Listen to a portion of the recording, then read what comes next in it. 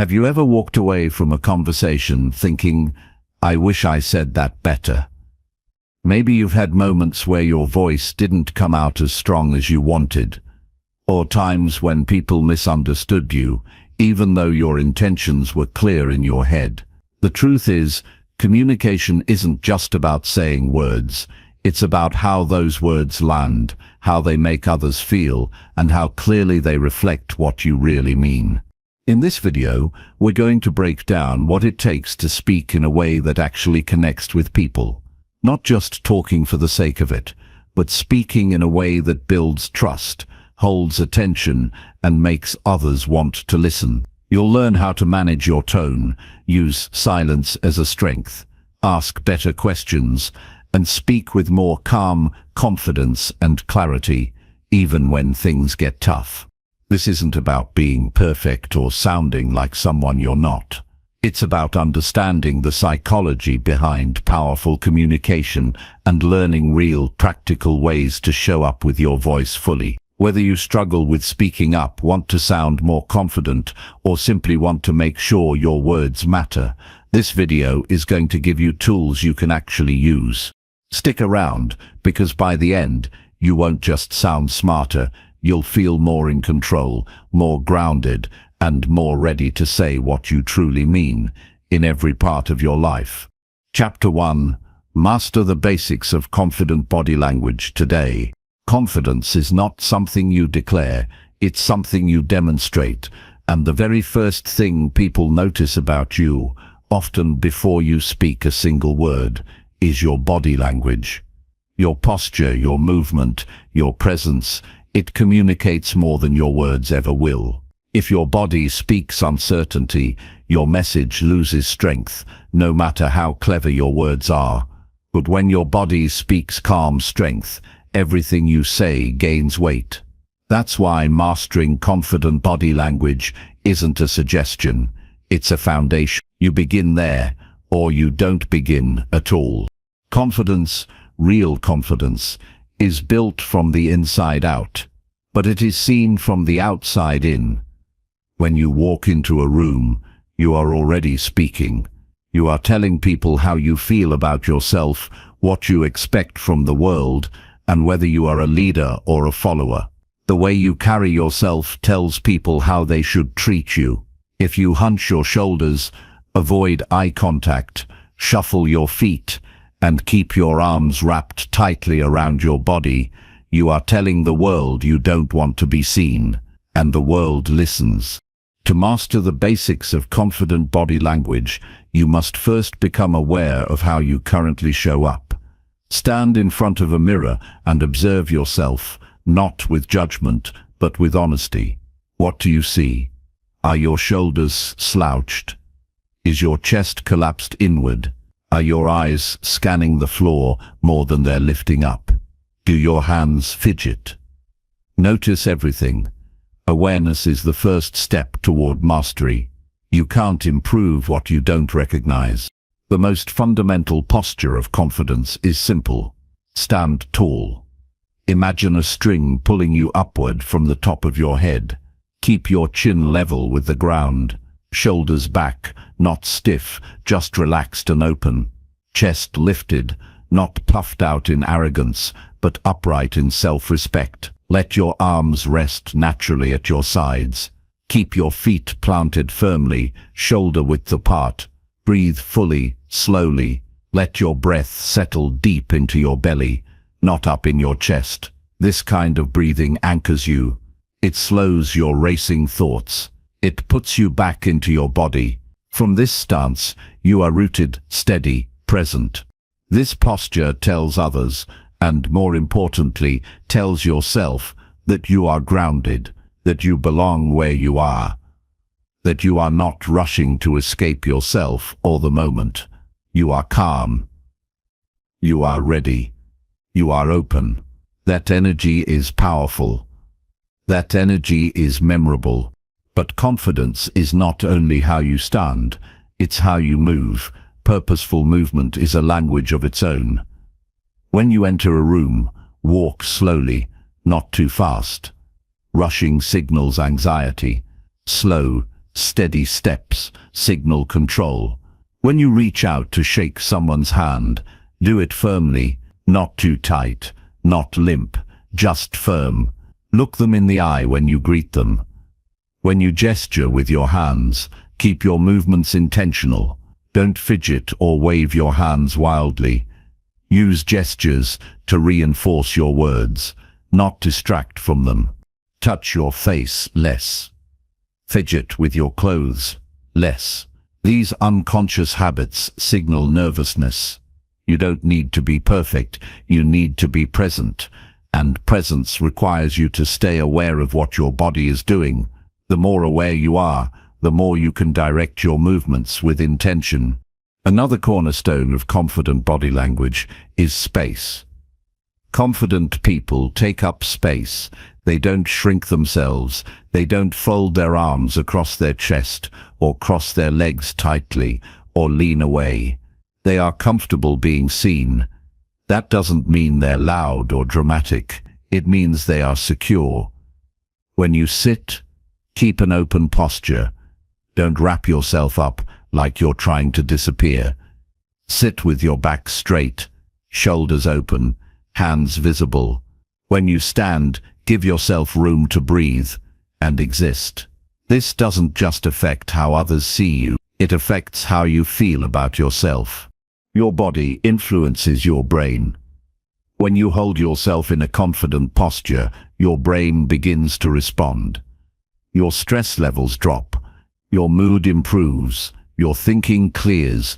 You literally begin to feel more confident. And from that feeling, your communication becomes sharper, bolder, more natural. This is not a trick. This is physiology. Your body and mind are not separate. They are parts of the same system. When you change how one behaves, the other adapts. You cannot separate psychology from physiology. This is why small shifts in posture can create massive shifts in how you think, how you speak, and how others respond to you. You also need to become comfortable with stillness. Confident people do not rush to fill every silence. They are not constantly adjusting their position. They do not look around the room to see who's watching. They stay grounded. They move with purpose. Stillness speaks power. A person who is at peace in their body radiates trust and credibility. And yet, this is not about trying to impress. Confident body language is not a performance. It is not something you turn on to manipulate others. It is an honest reflection of your self-respect. And if that self-respect is lacking, then faking body language will only take you so far. You must build your internal world at the same time. You need to believe that what you have to say matters. You need to know that your voice has value. You need to accept that you are allowed to take up space in the world, that you don't need to earn the right to be heard, that your worth is not conditional. From that place, body language becomes natural. From that place, confidence flows outward, not because you forced it, but because you stopped hiding. It's also important to practice body language in real-world settings. Confidence is a muscle. It must be trained. Go to a social setting, anywhere from a cafe to a gathering to a workplace meeting, and practice your posture. Pay attention to how you carry yourself. Stand or sit with intention. Breathe steadily. Hold eye contact longer than usual. Smile, not to please others, but to show you are at ease. You will feel resistance. Your body will try to return to its old habits. That's normal. But mastery requires repetition. And discipline means choosing what strengthens you, not what feels easy in the moment. Over time, you will notice something powerful happening. People begin to respond to you differently. They respect your presence more. They listen more closely. They mirror your energy, and you start to feel less like you are performing and more like you are showing up as your real self. Confidence doesn't mean being loud or extroverted. It means being aligned with yourself.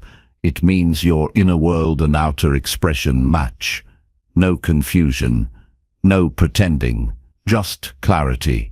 And this clarity gives you influence, because people trust those who appear sure of themselves. They follow people who are calm under pressure. They admire those who lead with both humility and strength. Body language, when aligned with truth, is one of your greatest tools for connection and leadership. There will be moments when your confidence is tested, when your heart races, when you want to shrink. In those moments, return to your body, breathe, stand tall, plant your feet, find stillness, speak slowly. Let your presence speak before your words do. The more you return to this practice, the more resilient you become. Do not wait for the perfect situation to use confident body language. There is no perfect moment. There is only now. Use every conversation, every encounter, every room as practice. Over time, it becomes who you are. Not because you forced it, but because you decided to grow into it. This is the beginning, not the end. Confident body language is the first door into powerful communication. Once you master your presence, your words carry more weight. Your tone gains more influence. Your message is clearer, and your relationships deepen. Discipline yourself to practice these skills every day, not because someone is watching, but because you respect yourself too much to show up small. Speak smart, not just with your words but with your posture, your movement, your presence. Let your body be a reflection of the strength you are building inside. Real confidence isn't something you wait for. It's something you build, step by step, habit by habit, day by day. And that building starts now, with how you sit, how you walk, how you breathe, and how you show up to your life. You owe it to yourself to be seen. Not as someone pretending to be strong, but as someone becoming stronger through intention and practice. Every time you stand tall, every time you move with purpose, every time you hold space with calm energy, you are becoming that person. You are the message before you even open your mouth. Speak smart by showing up as someone who respects themselves enough to lead with presence. This is not about perfection. This is about becoming better every single day. Start with your body. The rest will follow. Chapter 2. Build strong eye contact that commands real respect. Eye contact is one of the most powerful tools you have in communication. It's not a trick. It's not a tactic. It's a signal. One that tells people who you are, how you feel about yourself, and how much attention you are giving to the moment. When you look someone directly in the eyes, you are saying, "I see you, and I am here." That simple act, done with the right intention and energy, can instantly build trust, respect, and connection. Most people underestimate eye contact. They think it's just about looking at someone's face. It's not. It's about presence. It's about showing that you are confident enough to be seen and still enough to see others fully. You are not hiding. You are not distracted. You are here. That presence is rare, and people recognize it immediately when they feel it. The first step to building strong eye contact is learning to hold it without fear. For many people, the eyes are uncomfortable. They carry too much intensity. Looking directly into someone's eyes can feel exposing or awkward, especially if you're not used to it. But that discomfort is only temporary. It's not a reason to avoid. It's a reason to lean in. Growth begins where discomfort lives. Start by practicing with yourself. Stand in front of a mirror and meet your own eyes. Don't judge. Don't look away. Just stay with yourself. Breathe slowly. Hold your gaze for 30 seconds, then a minute, then longer. Notice what comes up. Maybe it's restlessness. Maybe it's self-criticism. Maybe it's nothing at all. Just stay there. The goal isn't to feel something, it's to become familiar with being seen, even if it's just by yourself. Once you are more comfortable with your own eyes, bring that same practice into your daily interactions. When you speak to someone, look directly into their eyes, not to intimidate, but to connect. Hold their gaze for a few seconds at a time. Don't stare without blinking. Don't scan their face. Don't glance away out of habit. Just stay steady, stay calm, and stay present. In the beginning, it might feel unnatural. That's normal. You're building a new habit. You're training your mind to stop avoiding and start connecting. Every time you choose to hold eye contact instead of breaking it, you are telling yourself that you are safe being seen. You are rewiring your nervous system to support confidence instead of fear. You don't need to lock eyes with someone every second of the conversation. Natural eye contact flows in and out. When you're listening, hold their gaze longer. When you're speaking, let your eyes occasionally move as you think, then return. It's not a rigid rule. It's a rhythm. You're not trying to stare them down. You're trying to be there with them. Eye contact is about more than control. It's about connection. When someone knows you're really looking at them, they feel heard. They feel respected. They feel important.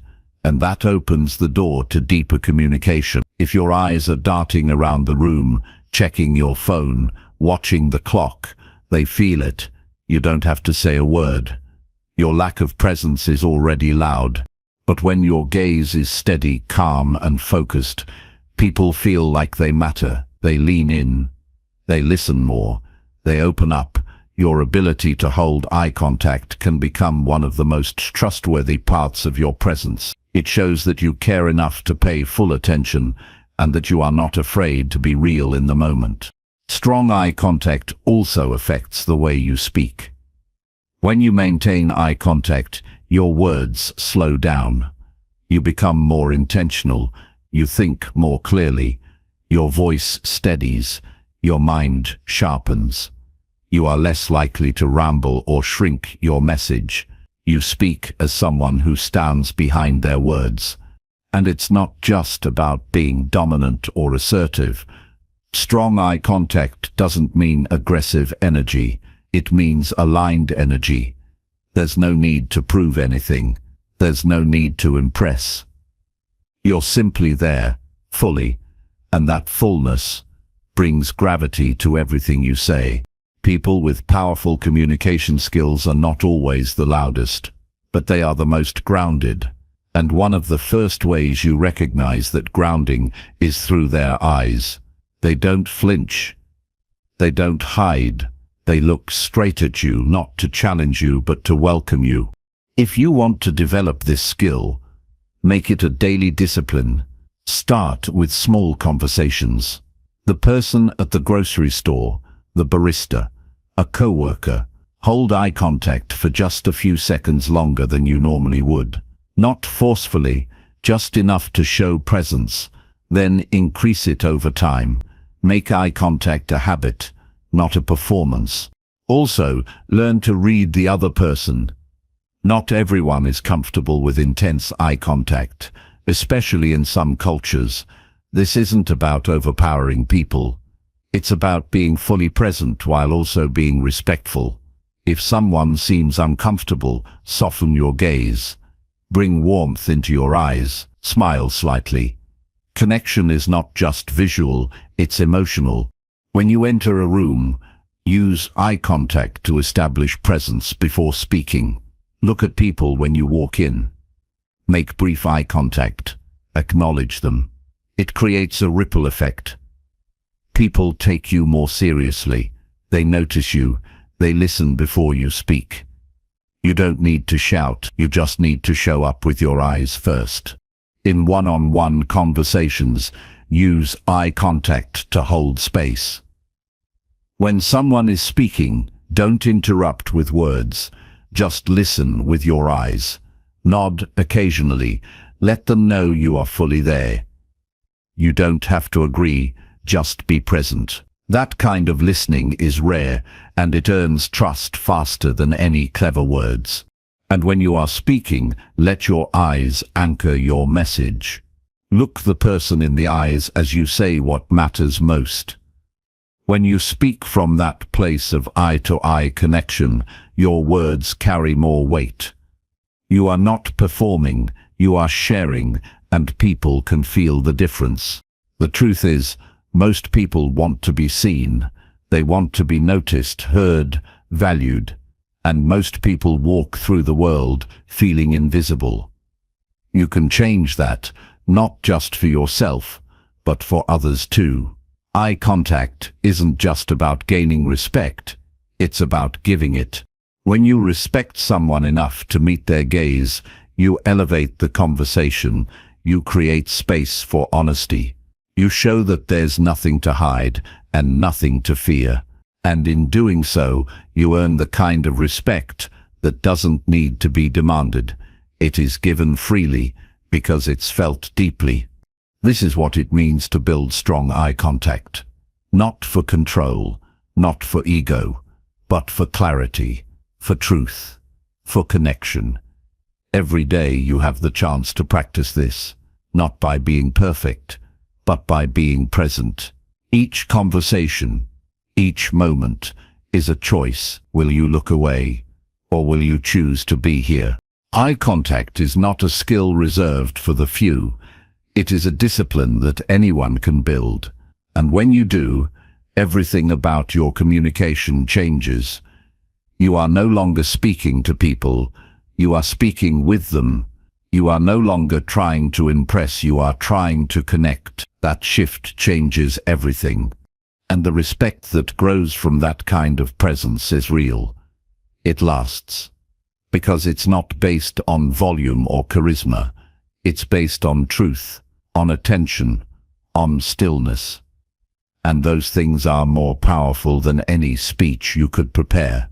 Build strong eye contact by being present with people, one moment at a time.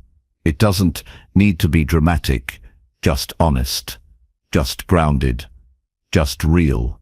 From that place, people will not only hear you, they will remember you. Chapter 3. Speak with purpose that moves people into action.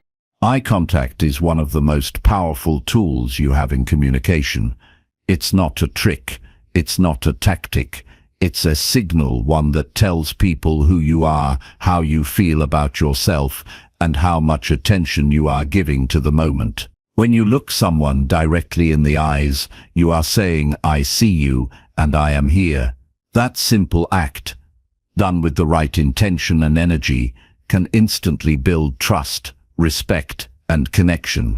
Most people underestimate eye contact. They think it's just about looking at someone's face. It's not. It's about presence.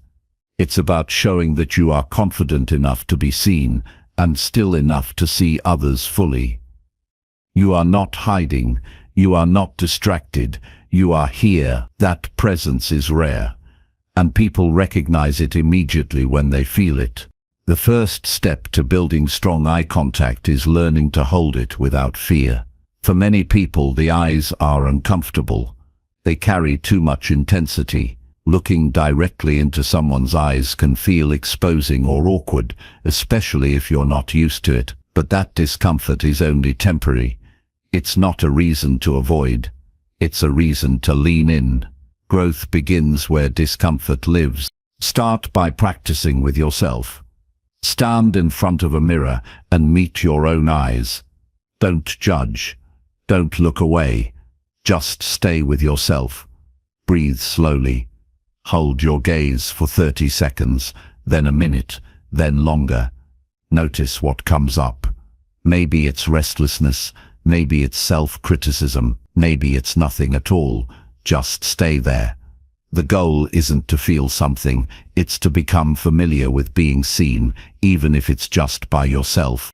Once you are more comfortable with your own eyes, bring that same practice into your daily interactions. When you speak to someone, look directly into their eyes, not to intimidate, but to connect. Hold their gaze for a few seconds at a time. Don't stare without blinking. Don't scan their face. Don't glance away out of habit. Just stay steady, stay calm, and stay present. In the beginning, it might feel unnatural. That's normal. You're building a new habit. You're training your mind to stop avoiding and start connecting. Every time you choose to hold eye contact instead of breaking it, you are telling yourself that you are safe being seen. You are rewiring your nervous system to support confidence instead of fear. You don't need to lock eyes with someone every second of the conversation. Natural eye contact flows in and out. When you're listening, hold their gaze longer. When you're speaking, let your eyes occasionally move as you think, then return. It's not a rigid rule, it's a rhythm. You're not trying to stare them down. You're trying to be there with them. Eye contact is about more than control. It's about connection. When someone knows you're really looking at them, they feel heard, they feel respected, they feel important, and that opens the door to deeper communication. If your eyes are darting around the room, checking your phone, watching the clock, they feel it. You don't have to say a word. Your lack of presence is already loud. But when your gaze is steady, calm, and focused, people feel like they matter. They lean in. They listen more. They open up. Your ability to hold eye contact can become one of the most trustworthy parts of your presence. It shows that you care enough to pay full attention and that you are not afraid to be real in the moment. Strong eye contact also affects the way you speak.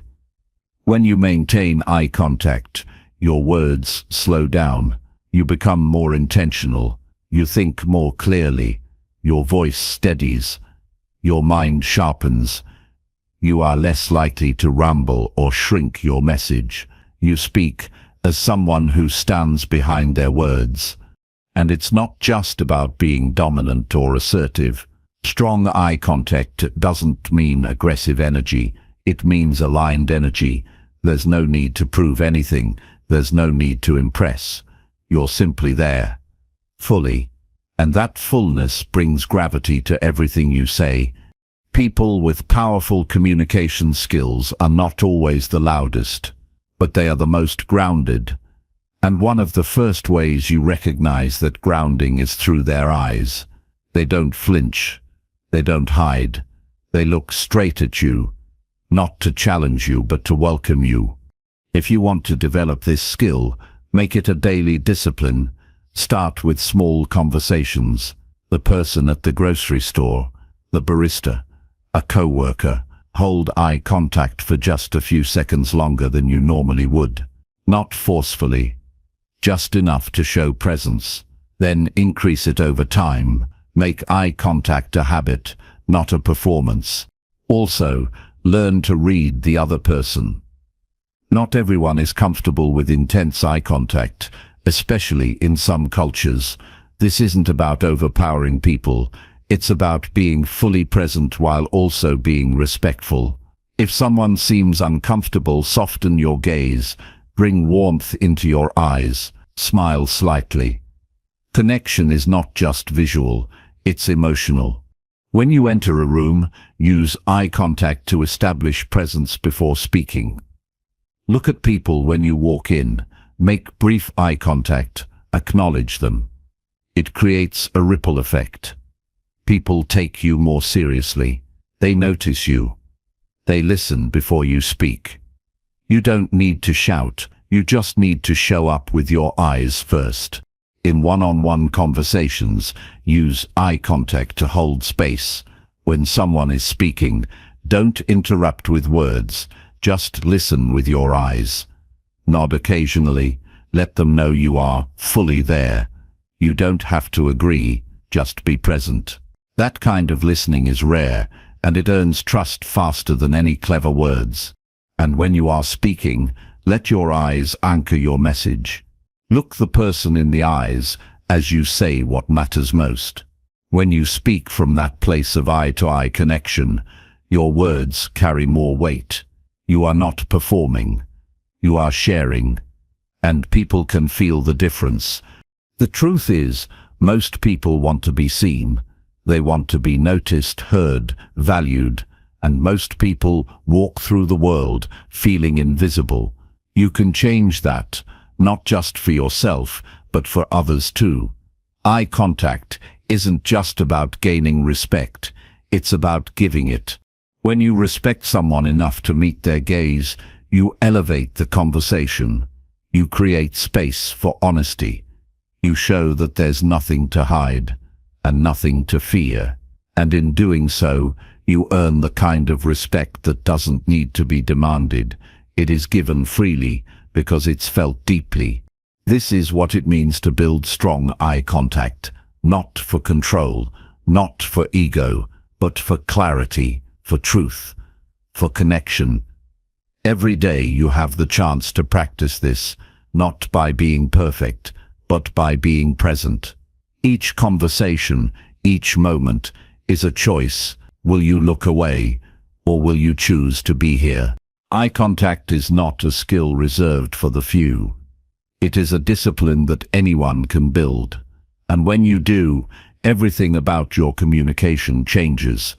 You are no longer speaking to people. You are speaking with them. You are no longer trying to impress.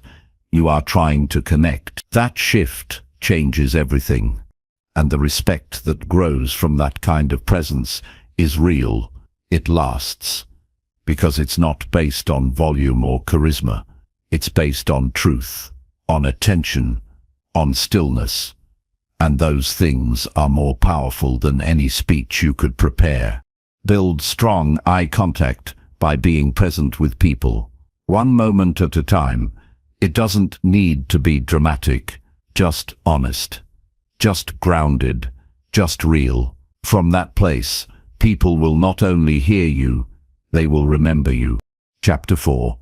Listen deeply to understand, not just to reply. Speaking with purpose is not about using bigger words or speaking louder than others. It's about being intentional.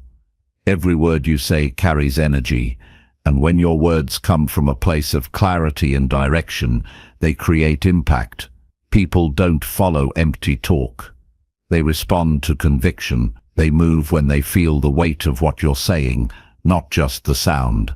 Speaking with purpose means your message is shaped by meaning, not ego. It's about clarity, not cleverness. The most powerful communicators don't speak to fill silence, they speak to create movement. Before you speak, you need to understand why you are speaking. Ask yourself what you want your words to do. Are you trying to inspire, inform, lead, support, challenge, or clarify? If you don't know your purpose, your words will wander, and when your words wander, so do people's attention and respect. Purpose gives direction to your message. It creates a focus that people can feel. It allows your speech to become more than just sound. It becomes a force. A message with purpose has structure. It doesn't rumble. It begins with an idea worth sharing and ends with a reason to act. Purpose is not just what you say, it's how you say it. It's the energy behind the words. It's the steady pace in your voice. It's the calm control of your delivery. It's the strength that comes from being rooted in your intention. You don't need to shout to be heard. You just need to speak from a place of real understanding about what matters. To speak with purpose, you must care about what you are saying. If your words don't matter to you, they won't matter to anyone else. People feel your detachment. They sense when you are speaking just to impress or just to fill space. But they also sense when you speak from a place of commitment. When your words come from a belief, a principle, a deep value, your message lands harder. It reaches people not just in their ears, but in their decisions. Speaking with purpose means you understand the effect you want to create. You're not hoping to sound smart. You're not trying to dominate. You are clear on your goal, and that clarity creates momentum. Every sentence becomes a step toward a specific outcome. That outcome might be to inspire someone to take responsibility, to help someone see a new perspective, to guide a team through a challenge, or to support a friend in crisis. Whatever it is, your speech becomes action-oriented, not just attention-seeking. This level of speaking demands honesty. You cannot speak with purpose if your words are disconnected from your truth. Purposeful communication starts with integrity. You say what you mean, you avoid exaggeration, you stay on message, you resist the urge to impress. When you speak only what you believe, people start to believe in you. That trust is earned through consistency. Purpose builds trust, and trust leads to action. You must also learn to speak simply. Speaking with purpose is not about sounding complex, it's about clarity. The fewer words you use to say something powerful, the more people remember it. Clear speech cuts through noise. It brings focus. When you overcomplicate your message, you lose your listener. But when you simplify without watering down, you give your words strength. Emotion plays a role too. Speaking with purpose requires feeling, not emotional outbursts, but emotional connection. Your words must carry real human value. Speak to the parts of people that want to grow, change, and move forward.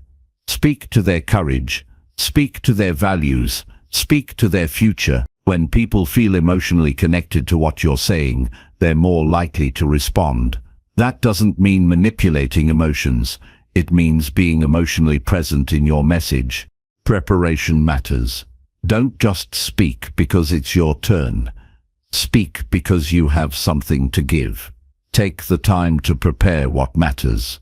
Organize your thoughts. Trim the excess. Focus your energy on delivering the essential message in a way that people can understand quickly and remember easily.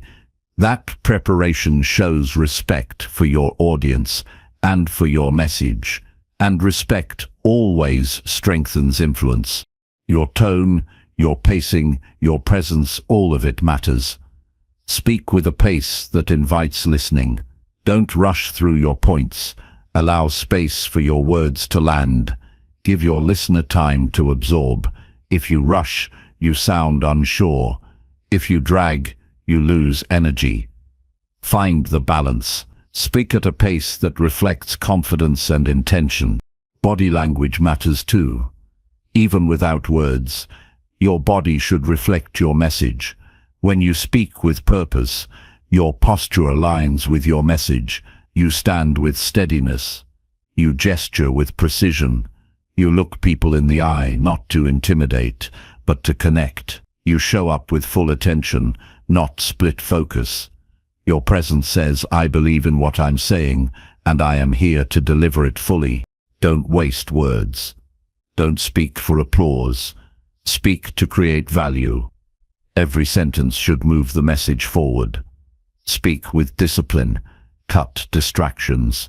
Eliminate filler words. Pause when needed. Silence can be more powerful than noise when used intentionally. It gives your message space to breathe. One of the most powerful aspects of purposeful speaking is your ability to call others to action.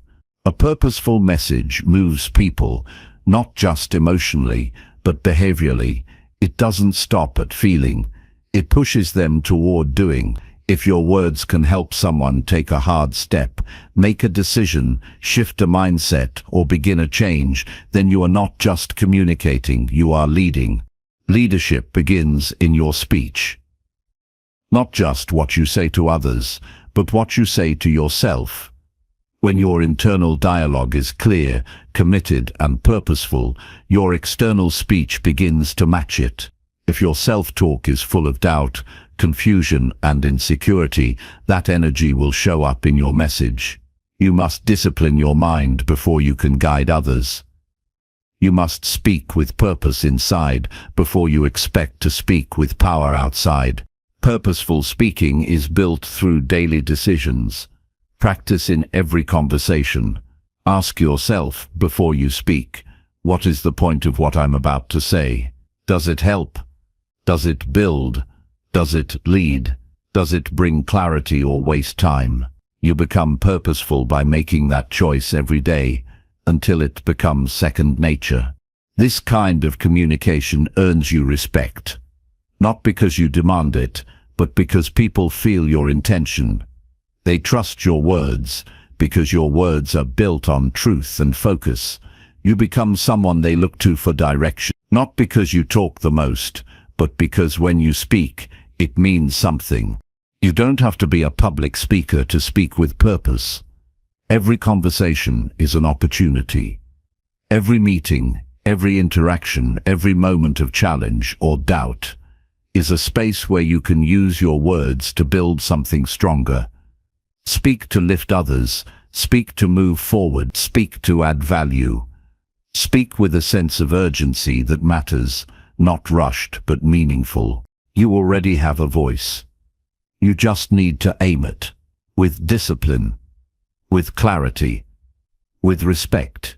Your voice has the power to start something real, but only when it is aligned with a purpose worth standing for.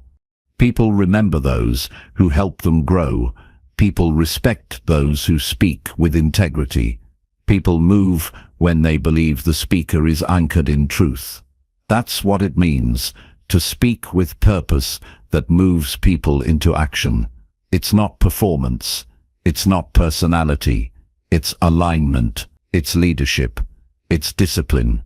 And it starts the moment you choose to speak with full awareness of the impact you're here to make.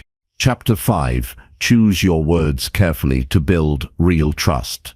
Words are not just tools to express yourself. They are building blocks of relationships, foundations of connection, and often the difference between trust and doubt. When you speak, people are not just hearing your words. They are measuring your intentions, evaluating your values, and deciding whether or not you are worth listening to again. Every sentence carries weight, and if you want to build real trust, you must learn to choose your words with intention, precision, and honesty.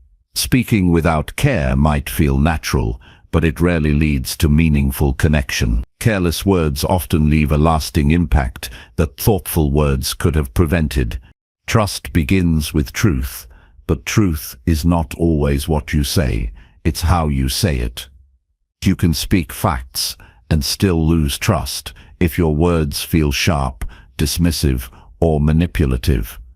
The way you communicate your message matters as much as the message itself. People respond not only to content, but to tone, timing, and delivery. Trust is built when your words match your character, when they reflect your values, and when they are consistently used to support rather than to control. Speaking with care doesn't mean speaking less. It means speaking with awareness. You need to be aware of your impact, aware of your intention, and aware of your audience.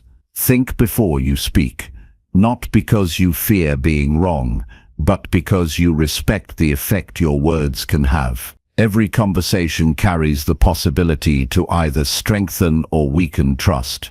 When your words are thoughtful, you show that you value the person in front of you. You show that you are not just trying to win the moment, but that you are here to build something that lasts. To choose your words carefully, you need clarity inside yourself. If you are speaking from confusion or insecurity, your message will be messy. But when your thoughts are clear, your words become clean. Take the time to know what you want to say. Strip away the unnecessary. Focus on what matters. Speak with purpose, not pressure. When you speak from a calm and centered place, you naturally begin to use words that create trust instead of tension. Avoid exaggeration. Avoid false promises. Avoid statements you can't back up. These habits might offer short-term relief or approval, but they damage long-term credibility. When you say something, stand by it. When you commit, follow through. Your consistency is part of your communication. If your words and actions don't align, people stop believing you. That loss of belief is not recovered easily. Another essential part of choosing your words carefully is listening before you speak. When you listen fully, you gain context. You understand what the other person actually needs. You avoid assumptions, you reduce miscommunication, and you respond in a way that is relevant, not reactive. People trust those who make them feel heard. When your words reflect that you are listening, not just waiting to reply, you build trust without needing to convince. Speak with kindness without losing strength. You do not have to soften the truth, but you do have to deliver it with care. Honesty that ignores the other person's dignity is not wisdom, it's ego. Real strength is speaking the truth while still honoring the relationship. It means being direct without being cold. It means being clear without being careless. It means understanding that trust is not just built on what is said, but on how it feels to be spoken to. Avoid using words to gain power over others. Don't speak to manipulate emotions. Don't say things to get people to react. Speak to create understanding, not to stir drama. When people feel used by your words, they pull away. But when they feel respected, they lean in. Every word is either a bridge or a barrier. Choose which one you want to build. Trust also comes from humility. When you make a mistake in speech, when you say something that hurts, offends, or confuses, own it quickly. Apologize clearly. Clarify your message. Show that you care more about the relationship than your image. People don't expect perfection, but they do expect accountability. A well-timed and honest correction builds more trust than a flawless presentation. When you speak about others, be mindful. If you speak negatively about someone behind their back, you lose trust from the people who hear you. Even if they nod along, they wonder what you say when they're not in the room. Protecting others in their absence builds trust in your presence. Speak with integrity, especially when it's inconvenient. The words you use about yourself also matter. If you constantly downplay your worth, apologize for existing, or criticize yourself in front of others, it creates uncertainty. People don't trust those who don't trust themselves. Speak about yourself with honesty, but also with respect. Don't pretend to be perfect, but don't pretend to be powerless either. Your words shape your image, both to yourself and to others. Be specific. Vague speech weakens trust. If you mean something, say it clearly. If you don't know, say that too. People trust directness. They trust when you are clear about your needs, your boundaries, your beliefs. Uncertainty in speech makes people uncomfortable because it forces them to guess, and guessing leads to doubt. When you say what you mean and mean what you say, trust builds naturally. Timing matters. Sometimes the right words at the wrong time do damage. Pay attention to the moment. Some conversations need to wait. Some truths need preparation. Some messages need silence first. Don't rush to speak just because there's space. Wisdom includes knowing when to hold your words until they can land well. Your vocabulary doesn't need to be complex. Simple, sincere language is often the most powerful. Speak to be understood, not to sound impressive. Use words that feel real, words that people can connect to, words that reflect who you are and what you believe. When your words feel real, they are received with trust. Your communication must be rooted in consistency. Trust is not built by one good conversation. It's built through patterns. People listen with their memory. They remember how you've spoken in the past. They remember if your words lifted them or left them confused. They remember if you spoke with care or with force. Every interaction adds to the story they believe about you. Use affirming language. Celebrate others when it's deserved. Give credit, show appreciation. Recognize effort. These words are powerful not because they are grand, but because they are rare. People don't forget how they felt around you. And when your words are consistently encouraging and grounded in truth, people begin to trust your presence as much as your message. Choosing your words carefully is not about hesitation, it's about maturity. It's about recognizing that your voice is powerful and choosing to use it wisely. It's about slowing down just enough to speak with purpose, with clarity, and with empathy. It's about valuing others enough to shape your message in a way they can receive. This kind of speech is not always easy. It takes discipline. It requires self-awareness. It demands emotional control. But over time, it becomes part of who you are. You stop needing to think so hard before speaking, because speaking with care becomes your default. In a world filled with noise, careless talk, and rushed opinions, careful words stand out. They create space for real connection. They lay the foundation for strong relationships. They invite trust, not just once, but again and again. Build that trust by treating your words like they matter, because they do. Every time you speak with care, you create a moment of clarity in someone's life. You become a voice they can count on. You become someone whose words don't just fill time, they build something real. Chapter 6. Control your tone to match your true intent. The tone of your voice can shape how your message is heard, felt, and remembered. It's not just what you say that matters, but how you say it. Your tone carries emotion, energy, and intent. It influences how people interpret your words. You might speak with good intentions, but if your tone sounds sharp, flat, dismissive, or impatient, your message will be misunderstood. Controlling your tone is not about sounding perfect. It's about making sure your delivery reflects your purpose. When your tone and intent align, people feel safe, respected, and understood. When they don't, even helpful words can come across as hurtful or insincere. Your tone is shaped by your internal state.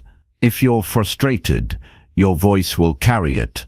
If you're distracted, your voice will reflect it. If you're calm, it will show. You can't hide what you're feeling with just words. People hear more than you think. They hear tension in your breath, impatience in your rhythm, and judgment in your volume. That's why tone control starts with emotional awareness. You must first recognize how you feel before you open your mouth. If you speak without checking your emotional temperature, your own will reveal things you didn't intend to share. Self-control is the first step to tone control. When you feel triggered, agitated, or upset, pause. Don't respond out of impulse. Don't let emotions speak before wisdom does. Breathe. Give yourself space. Choose to speak from clarity, not reaction. This choice builds trust and respect. It shows that you value communication enough to protect it from emotional overflow. Your ability to remain steady in tone, even when tested, is a reflection of your discipline. It's not weakness to lower your tone. It's strength. It means you're in control of yourself and not handing your power over to frustration or ego. Tone control also includes volume. Speaking louder does not make your message stronger. Often, it makes people defensive. It pushes them away. It makes it harder for them to hear you because they are focused on the emotional weight of your delivery rather than the meaning of your words. Lowering your volume can often increase your power. It invites people to lean in. It shifts the dynamic from force to focus. You don't need to raise your voice to be taken seriously. You just need to speak with presence and precision. Pacing is another part of your tone. When you speak too quickly, You sound anxious or uncertain. When you slow down just enough, your words carry more meaning. They have room to land. People feel that you are grounded, deliberate, and in control. That pace creates calm. It creates clarity, and it shows that you're not rushing to escape the moment, but that you're here to communicate something that matters. Even your pauses affect your tone. Silence, used wisely, adds weight to your message. A well-placed pause gives your listener time to absorb what you've said. It also signals that you are intentional, not impulsive. You're not speaking just to fill space. You're speaking to connect. That shift changes how people listen. It invites them into the message. It shows them that you respect their time and attention. Your tone must match your message. If you're trying to express care, don't use a flat or robotic tone. If you're offering guidance, avoid sounding condescending. If you're sharing excitement, let your voice reflect enthusiasm. People sense when your words and tone don't match. It creates confusion. It raises doubts about your sincerity. Consistency between what you say and how you say it is what gives your words credibility. Think of someone you trust deeply. Chances are their tone is steady, kind, and clear. They don't speak carelessly. They don't let emotion distort their message. They speak with control, and that control makes you feel safe with them. That's what tone mastery creates. Safety. And from that place, communication flows more freely. To improve your tone, you must also listen to yourself. Record your voice during a conversation or presentation. Play it back. Observe how you sound. Do you sound the way you want to? Do you hear alignment between your words and your delivery? This exercise will teach you what your tone communicates beyond your intention.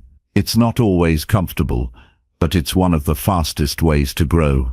Awareness is the beginning of change. In everyday conversations, especially with people close to you, tone is often the cause of unnecessary conflict. You may be trying to help, but your tone sounds critical. You may be explaining something, but your tone sounds impatient. You may be asking a question, but your tone sounds accusatory. The content might be fine, but the delivery creates tension. That's why tone must be constantly refined, especially with those who matter most. When people trust your tone, they stop doubting your intentions. Being emotionally clear before you speak is key to getting your tone right. Ask yourself what result you want from the conversation. Do you want to encourage, teach, support, correct, or understand? Then ask, what tone supports that outcome? If your goal is connection, your tone must be open. If your goal is to solve a problem, your tone must be focused. If your goal is to lead, your tone must be calm and steady. Let the desired result guide your energy. Don't rely on emotion alone to drive your tone. Emotion is temporary, purpose is steady. Let purpose be the anchor. Before you speak, breathe. Reset. Align. Then communicate. This practice might seem small, but it changes everything. It brings discipline into your speech. It protects your message from being hijacked by emotion.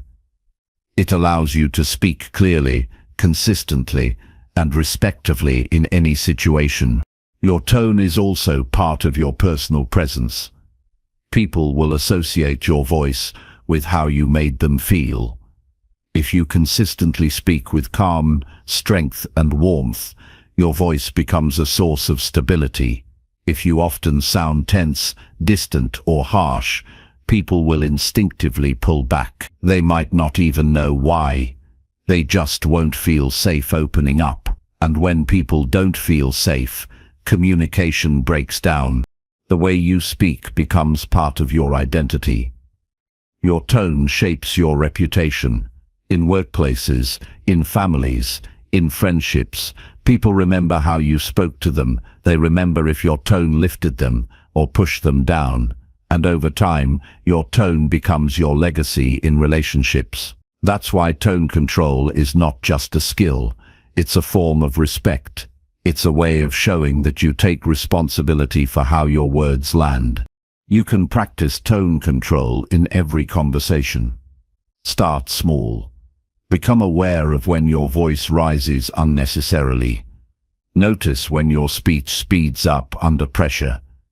Pay attention to the moments when your tone slips away from your values.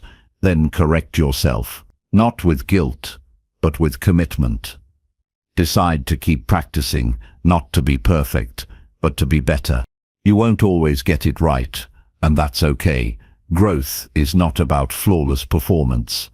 It's about steady improvement. What matters is that you care enough to try, that you value your words enough to protect their impact, that you value others enough to communicate in a way that honors them. Speak with tone that reflects who you really are, not just what you temporarily feel. Let your tone express discipline, not distraction. Let it carry clarity, not chaos. Let it build trust, not confusion. And above all, let it show that your communication is grounded in something stronger than emotion, your values. When your tone consistently matches your intention, people begin to trust your words more. They listen more closely, they respond more openly, and they remember what you said because it felt real. That's what tone mastery gives you, not just more influence, but more alignment between who you are and how you speak. And that kind of alignment leaves no room for doubt. Chapter 7. Slow down your speech to increase your impact. Speaking is not a race to the finish line. It's a tool for connection, understanding, and influence. In today's fast-paced world, many people speak quickly without realizing how much meaning is lost in the rush. When your words come out too fast, they often come out without precision or power. They may sound nervous, anxious, or unfocused. People struggle to follow you, and the message loses strength. Slowing down your speech allows your words to land. It creates space for clarity, confidence, and depth. It gives your message weight. It shows that you are in control, present, and intentional. When you speak slower, you are not just giving people time to understand you. You are also giving yourself time to think. Thoughtful communication requires space. When you rush, you rely on habit and emotion. When you slow down, you invite clarity and purpose into your delivery. You begin to speak from intention instead of instinct. That shift makes your words more powerful because they come from a place of awareness, not reaction. Fast speech often sends the wrong signals. It can suggest that you're nervous or trying too hard. It can make you seem uncertain, even if you know what you're talking about. People may feel overwhelmed or confused by the speed, especially if the topic is complex or emotional. Slowing down shows that you are confident enough to let your words breathe. It tells others that your message matters. It creates trust. It allows your energy to settle and invites the listener to meet you in a calm and thoughtful space. Slowing your speech is not about dragging it out.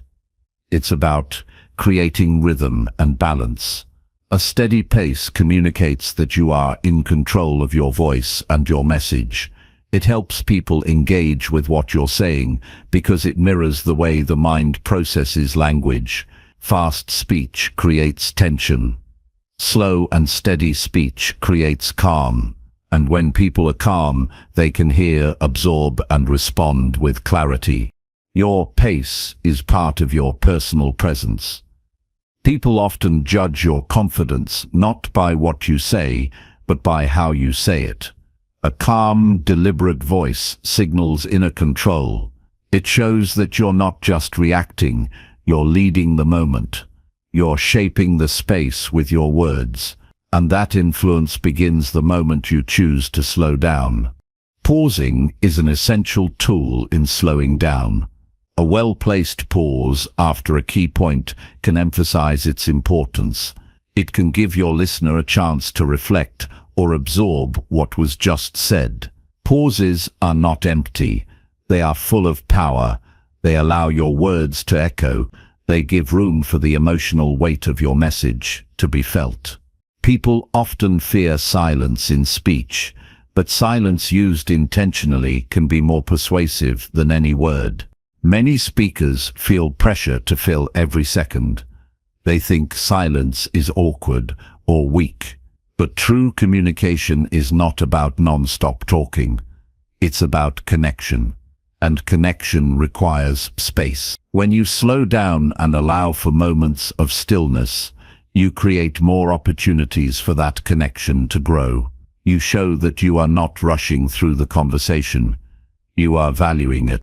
Slowing down also helps you avoid verbal clutter. Filler words like, you know, or actually tend to appear more often when you speak too fast. You reach for them when your mind is racing ahead of your mouth. But when you slow down, your speech becomes cleaner, your sentences become more complete, your delivery becomes smoother. You reduce the noise and increase the strength of your message. You don't need to speak slowly all the time. The key is flexibility. Learn to control your pace depending on the situation. If you are delivering important information, explaining something new, or speaking in an emotionally charged moment, slow your pace. It will give your words gravity. In moments of energy or passion, you can increase your pace briefly to show enthusiasm, but always return to control. Speaking with a consistent and intentional rhythm shows maturity and presence. Another benefit of slowing down is emotional regulation. When your pace is calm, it becomes harder for emotions to hijack your delivery. Anger, anxiety, and frustration feed on speed. They push you to speak before thinking. But when you slow your speech, you also slow your internal pace. You reduce reactivity. You increase awareness. You create a buffer between stimulus and response. That space is where wisdom lives. That space is where strong communication is born. In relationships, fast or careless speech often leads to misunderstanding. You may say things you don't mean or express them in a way that confuses or hurts others. Slowing down gives you time to choose your words with care. It helps you respect the emotional tone of the moment. It allows you to listen more fully before speaking. And when you respond, your words come from clarity, not assumption. Even in professional settings, your pace can make or break how people perceive you. A clear, measured pace earns credibility. It shows that you're thoughtful and deliberate. Whether you're presenting an idea, leading a meeting, or resolving a conflict, your speech sets the tone for how others respond. If you speak too fast, you may lose authority. If you speak too slowly without energy, you may lose engagement. But if you speak with a steady and confident rhythm, you will keep attention and increase your influence. You can train yourself to slow down. Start by recording yourself speaking on a topic you know well. Listen back and notice your pace. Are you rushing? Are your sentences blending together? Are your words clear and deliberate? Practice slowing down, just enough so that each sentence has space. Each idea has room. Each message feels complete. Practice with intention, not perfection. Improvement will come with repetition and awareness. Mindfulness plays a big role in your speaking pace. When you're fully present, you don't feel the need to hurry. You're not trying to escape the moment or prove anything. You're focused on connection. That presence naturally slows your voice. It brings depth to your words. It aligns your speech with your values. And it reminds you that every word is a choice to lead, to uplift, to guide. Sometimes fast talking is a habit learned over years. It becomes unconscious. You may not even realize you're doing it until someone points it out or you hear yourself recorded. That's why building awareness is the first step to change. Pay attention to your breathing while speaking. Shallow breathing often leads to fast speech. Deep, controlled breathing grounds your voice and slows your rhythm. Breathe deeply before speaking. Let each breath reset your pace. Let it center your delivery. Slowing down your speech does not make you boring. It makes you believable. It makes you easy to follow. It shows respect for the listener, for the moment, and for your message. It gives your words time to land, and in that space, meaning grows. Great communicators understand this. They don't speak to impress. They speak to connect. And connection takes time. It takes care. It takes control.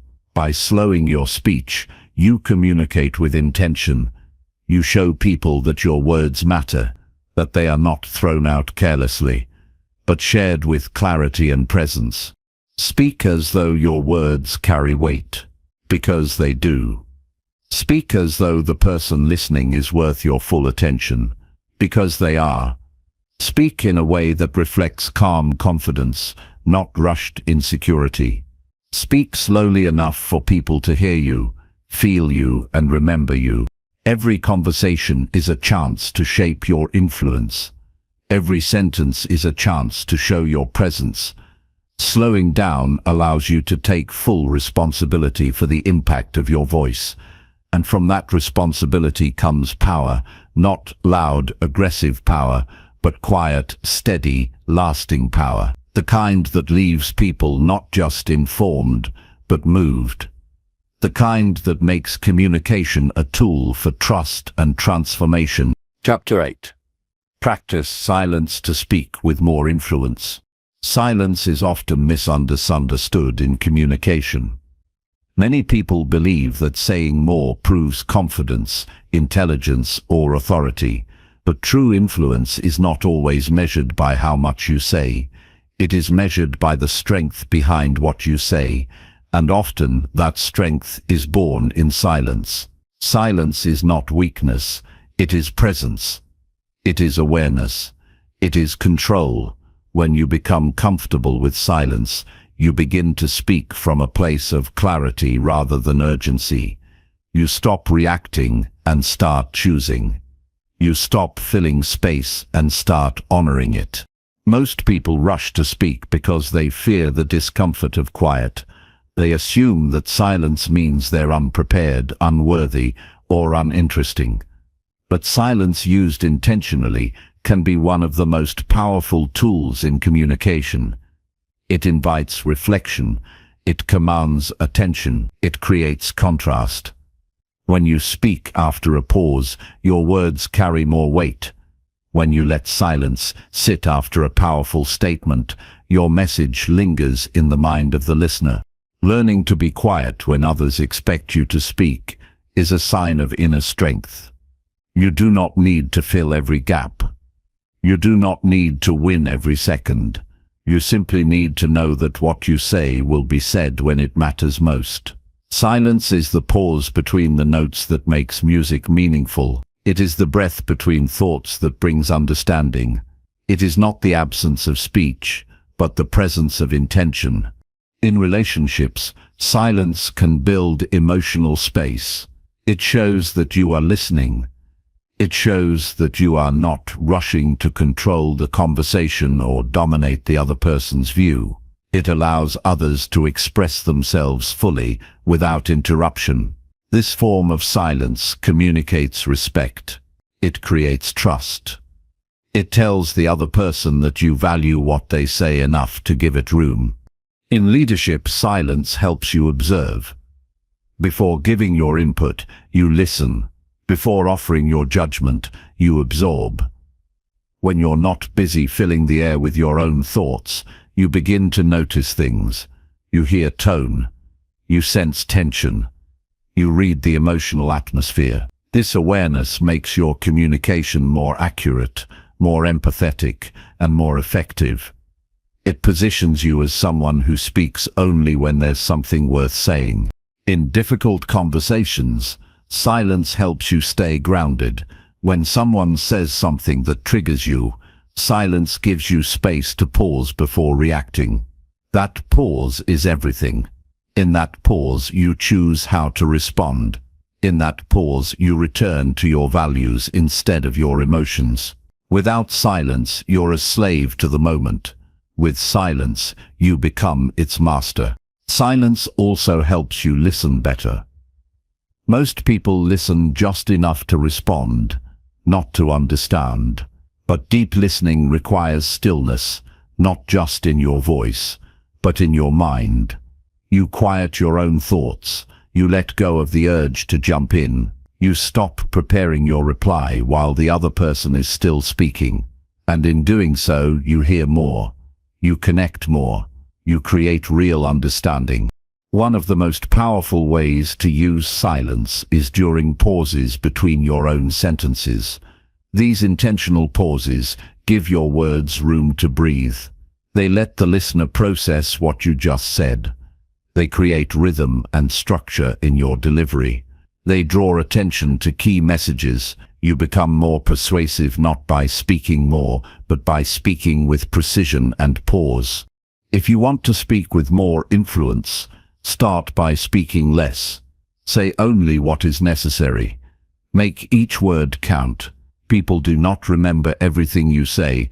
They remember what moved them, what stood out, what felt true. And those moments are often surrounded by silence.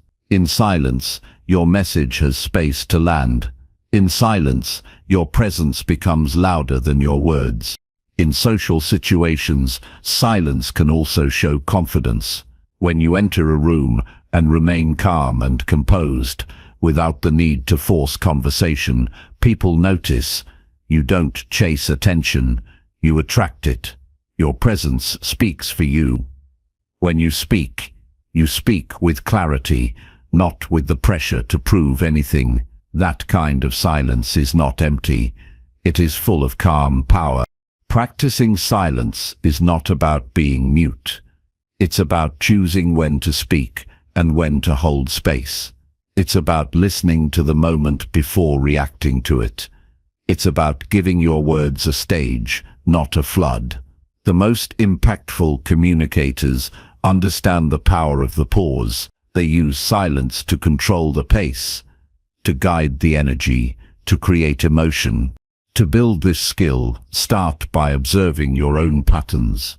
Notice how often you speak to avoid awkwardness. Notice how quickly you jump in when there's a pause. Practice sitting in silence without rushing to fill it. At first, it will feel uncomfortable. That discomfort is your growth. Stay with it. Allow the silence to stretch. Let it teach you patience. Let it teach you restraint. Next time you're in a conversation, try waiting 2 seconds before responding. Let the silence do some of the work. Give the other person space to expand their thought. Let yourself breathe. Then speak with calm intention. You'll find that your words become more meaningful when they are not tangled in haste. In meetings or group discussions, silence can be a signal of strength. When you don't respond immediately, people sense that you are thoughtful, not reactive. Your opinion feels more valuable because it comes from consideration. When you do speak, it breaks the silence with authority, not noise. Even in personal relationships, silence is a tool for deeper connection. Sometimes, the most supportive thing you can do is to say nothing. Just sit with someone in their pain or confusion. Hold space for them. Your silence says, I am here. I don't need to fix you. I don't need to distract you. I respect your experience enough to be still with it. Influence does not always require speech. Sometimes it requires restraint. It requires presence. It requires the wisdom to know when your silence carries more impact than your opinion. People remember those who made them feel seen and heard, not those who overwhelmed them with words. If you want to develop true communication power, start valuing silence as much as speech. Let it shape your delivery. Let it deepen your message. Let it show others that your voice comes from stillness, not stress. That your words come from thought, not impulse. That your influence comes from calm, not volume. Every moment of silence you embrace is a moment of presence you offer. In a noisy world, presence is rare, and rare things are valuable. So be the one who speaks when it matters. Be the one who waits when it's wise. Be the one whose silence says more than empty words ever could. Because influence begins not in how loudly you speak, but in how deeply you listen and how wisely you choose to speak at all. Chapter 9. Ask powerful questions that open real connection. Questions are the most powerful tool in communication when used with care and clarity. They can break walls, build bridges, and guide people toward a deeper understanding of themselves and others. Asking powerful questions is not about being clever or strategic. It is about being genuinely curious. It is about choosing to explore rather than assume. It is about stepping into a conversation, not to control it, but to open it. In a world where so many speak to be heard, those who ask thoughtful questions stand out. They show depth. They show presence. They show that they are not just hearing, but truly listening. Real connection begins when people feel seen and understood, not judged or rushed. And the simplest way to offer that is through intentional inquiry. When you ask the right question, you invite someone to share more than just facts. You invite their story, their values, their emotions. A question well placed can reveal the heart of a person, and when someone feels safe enough to be real with you, a genuine connection begins to form. To ask powerful questions, you must first silence your need to be right or to lead the conversation. Let go of the urge to impress. Focus instead on being present. Ask because you want to learn, not because you want to prove a point. Ask because you care, not because you want control. This shift in intention changes everything. It moves the conversation from a transaction to a shared experience. The most powerful questions are often the simplest. They are open-ended. They do not corner someone into a yes or no. They allow freedom of thought. They leave space for honesty. Instead of asking, "Are you okay?" which can be answered with a polite yes. Ask what's been on your mind lately. Instead of asking, "Did that bother you?" ask, "How did that make you feel?" These are not complicated questions, but they go deeper. They ask for truth, not convenience. When you ask someone a question that requires reflection, you show that you believe they have insight worth exploring. You validate their inner world. You affirm their experience. People open up to those who create safety, and questions do that when asked with empathy. When someone senses that you are not looking for a quick answer but truly want to understand, they begin to trust you, and trust is the soil where connection grows. Asking powerful questions also sharpens your ability to lead. Whether you are guiding a team, mentoring someone, or navigating a difficult conversation, your questions reveal your level of awareness. Instead of giving answers right away, ask what they think. Ask what matters to them. Ask what they need. This shows respect. It shows humility. It shows that you value collaboration more than control, and that is what builds influence. Not telling people what to do, but helping them discover it themselves. In personal growth, the habit of questioning yourself is just as essential. Instead of reacting to challenges, ask what this moment is teaching you. Instead of dwelling on failure, ask what you can learn from it. Instead of blaming others, ask what you could have done differently. These are the questions that move you forward. They prevent you from getting stuck in your own perspective. They break you out of the automatic cycle of emotion and reaction, and they invite growth instead of defensiveness. To improve your ability to ask powerful questions, start by practicing stillness in conversation. Wait longer before you speak. Listen not just to the words, but to what's underneath them. Ask yourself what this person might need right now: a solution, support, or simply space to be heard. Then ask a question that gives them that space.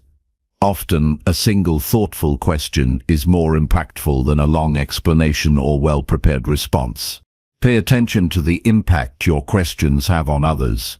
Do they open people up or shut them down? Do they invite reflection or create pressure? Do they make others feel safe or defensive? Your awareness of this impact will guide you to adjust and refine how you engage. The goal is not just to get answers, but to create moments of connection, insight, and understanding.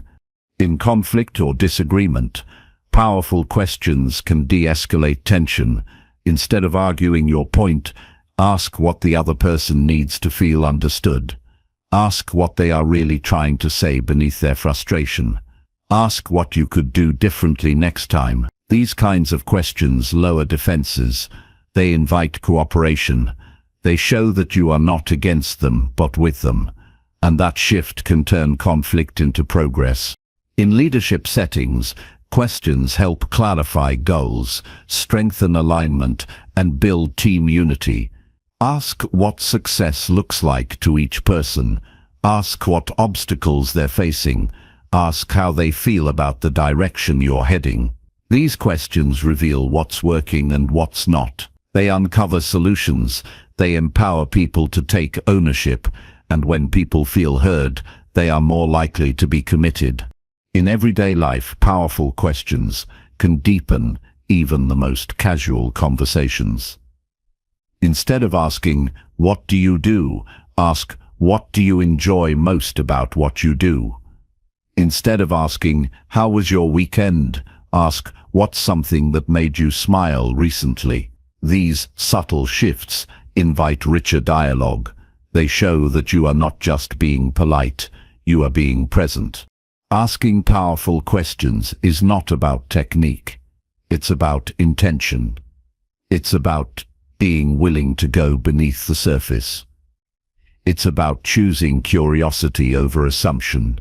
Connection is never forced. It is allowed, and questions open that door when they are asked with patience, kindness, and genuine interest.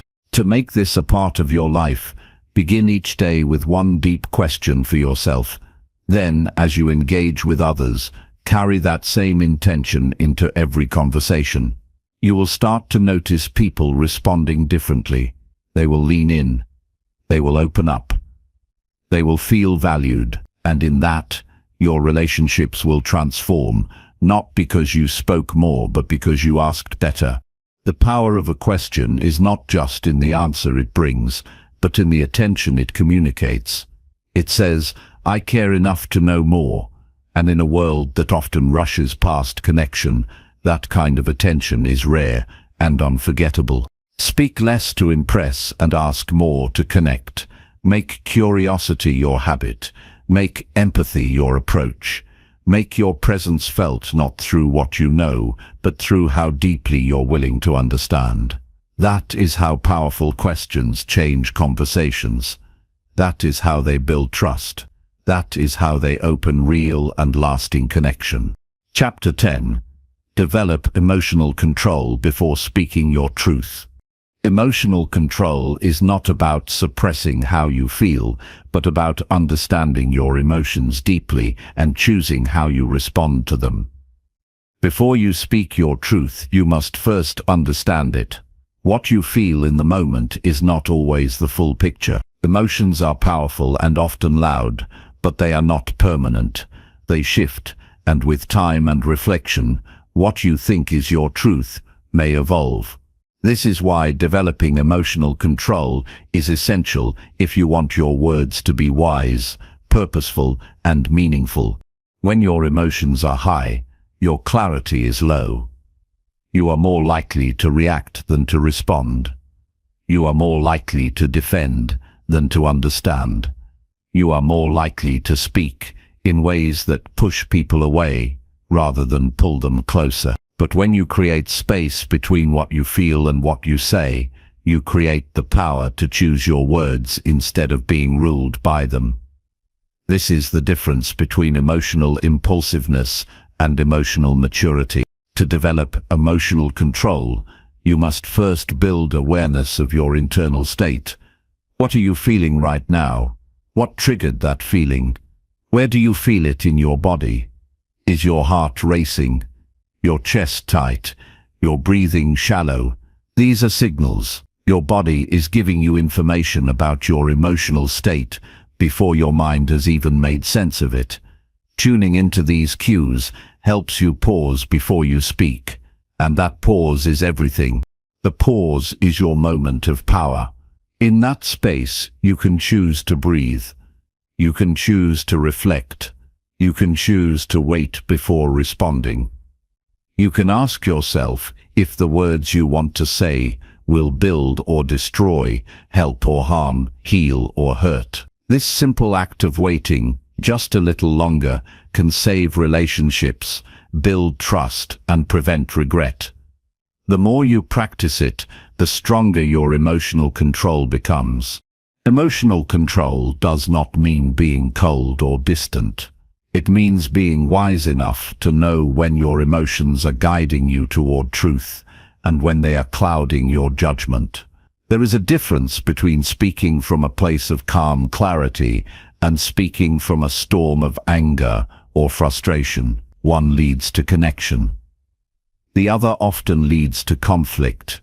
Your truth deserves to be spoken, but it also deserves to be delivered in a way that people can hear it, feel it, and respect it. When you are emotionally triggered, your brain shifts into survival mode. Logic shuts down. The ability to think clearly weakens. This is not a character flaw. It is biology, but it's also something you can train yourself to recognize and manage. When you feel triggered, your first responsibility is not to speak, but to center yourself. This could mean stepping away, breathing deeply, journaling, or talking to someone who can help you process. It is not weakness to pause. It is strength. It shows you care enough about the outcome to not let temporary emotion dictate permanent consequences. Once you've taken that pause and returned to a place of calm, your words will come from a deeper place. They will not just be emotionally charged statements. They will be thoughtful expressions of what truly matters to you. Speaking your truth with emotional control means you are more likely to be heard. People respond not only to what you say, but to how you make them feel. If you speak with respect and steadiness, even difficult truths can be received with grace. Emotional control also means knowing that not every thought needs to be shared. Just because you feel something doesn't mean it must be voiced. Silence can be a sign of strength, not avoidance. Sometimes what you feel intensely in the moment fades quickly with time. Learning to wait and process gives you the space to decide if what you wanted to say still matters later. This filters out words that would have been said in haste and protects your relationships from unnecessary damage. Practicing emotional control also builds your reputation. People begin to see you as grounded, reliable, and emotionally intelligent. They know they can trust you not to lash out. They know you won't crumble under pressure. They know that when you do speak, your words come from intention, not reactivity. This gives you presence. This builds quiet influence. It sets you apart in a world where so many people speak without thinking and regret without learning. When you do speak your truth, emotional control helps you do it with compassion. You don't need to be harsh to be honest. You don't need to attack to assert yourself. Truth can be delivered with gentleness and still be powerful. In fact, when spoken calmly, Truth is often even more impactful. It lands differently. It feels grounded. It is not about being right, but about being real in a way that invites understanding rather than resistance. To cultivate emotional control consistently, you need habits that support emotional resilience. Sleep, nutrition, exercise, and mindfulness are not just wellness buzzwords. They are essential tools for keeping your mind balanced. When you are physically depleted, your emotional strength weakens. When you are mentally scattered, you lose the ability to be present, and presence is the foundation of emotional control. You must take care of your system so you have the inner space to choose your responses wisely. Another powerful practice is self-inquiry. Ask yourself, what patterns do I fall into when I'm upset? Do I shut down? Do I lash out? Do I overtalk or withdraw? What do I regret after these moments? Reflecting on your past behavior with honesty, not shame, helps you grow. It gives you awareness of your triggers and helps you design better responses. Emotional control is not about perfection. It's about being slightly better today than you were yesterday and doing it consistently. You must also learn to detach from the need to win every conversation. Many people lose emotional control because they feel threatened when their view is challenged. But if your identity is built on understanding, not defensiveness, disagreement becomes easier to manage. You no longer need to overpower others with emotion. You listen, reflect, and respond with clarity. This doesn't mean you become passive. It means you become powerful in a different way, through poise, not pressure. When you speak your truth with emotional control, you speak for impact, not for attention. You speak to uplift, not to harm. You speak to clarify, not to confuse. And most importantly, you speak in a way that aligns with who you are, not who you temporarily become when emotions take over. This creates self-respect. It creates integrity. It allows you to walk away from conversations with peace, knowing you expressed yourself clearly and consciously. The more you live this way, the more peace you will feel inside. You won't be stuck in cycles of regret or constant apology. You won't feel drained by your own words.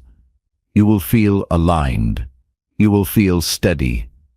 And others will feel it too. This is what it means to speak your truth with strength. It is not about volume. It is about clarity. It is about love without fear and honesty without harm. Your emotions are not the enemy. They are messengers, but you decide what to do with the message. You decide whether to speak it with fire or with wisdom. You decide whether to let it pass or to act on it. That decision is what defines your character. And when your character leads your communication, your words will always carry the weight of truth and the power of trust. Chapter 11. Share personal stories that inspire and build trust. People remember stories more than they remember facts. Stories speak to the heart before they reach the mind. When someone tells you what happened to them, you listen differently. You stop evaluating. You start feeling. You see the person, not just the message. This is why sharing personal stories is one of the most powerful ways to build trust and connection in communication. It's not about being impressive. It's about being real. Trust isn't built through perfect words or polished language. It grows when someone opens up and lets others see who they really are. Personal stories allow that. They take down walls. They make space for others to feel seen and understood. When you tell a personal story with honesty and intention, you invite others to connect, not with your image, but with your truth. That is where real influence lives.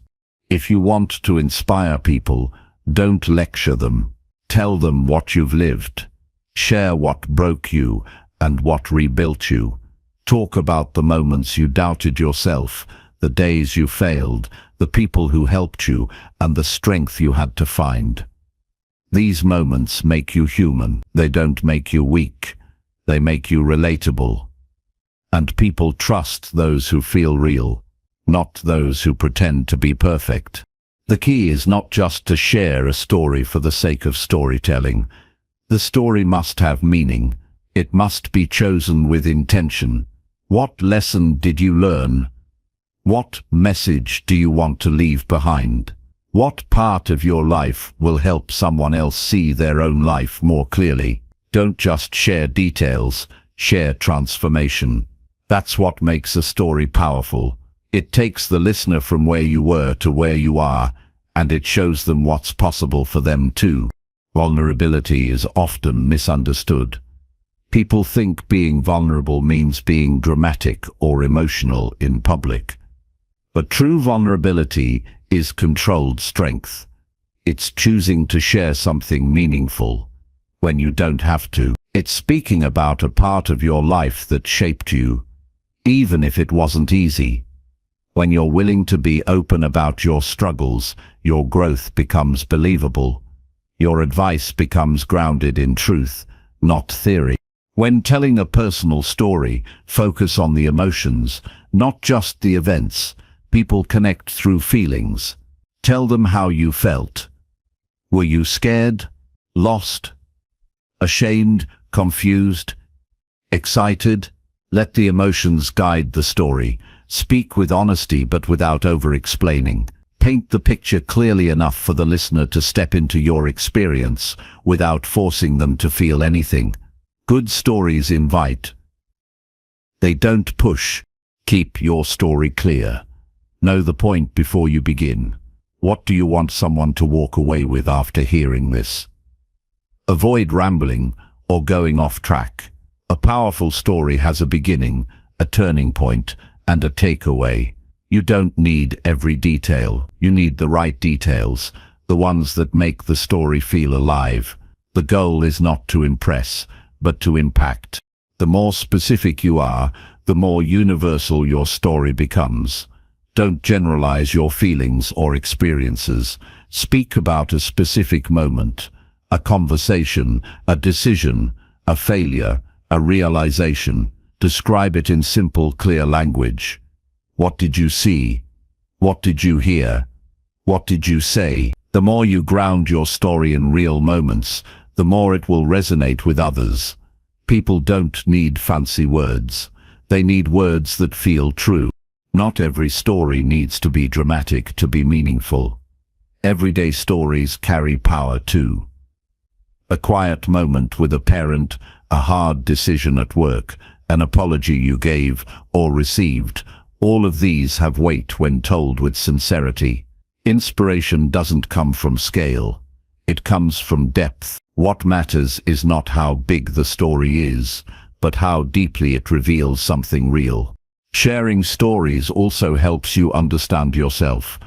The process of reflecting, choosing, and telling your story forces clarity. It helps you find meaning in your experiences. It helps you see how far you've come, and when others hear that story, they feel less alone in their own journey. They see a piece of themselves in you. That shared humanity builds connection. When you speak publicly or in conversation, watch the energy of your story.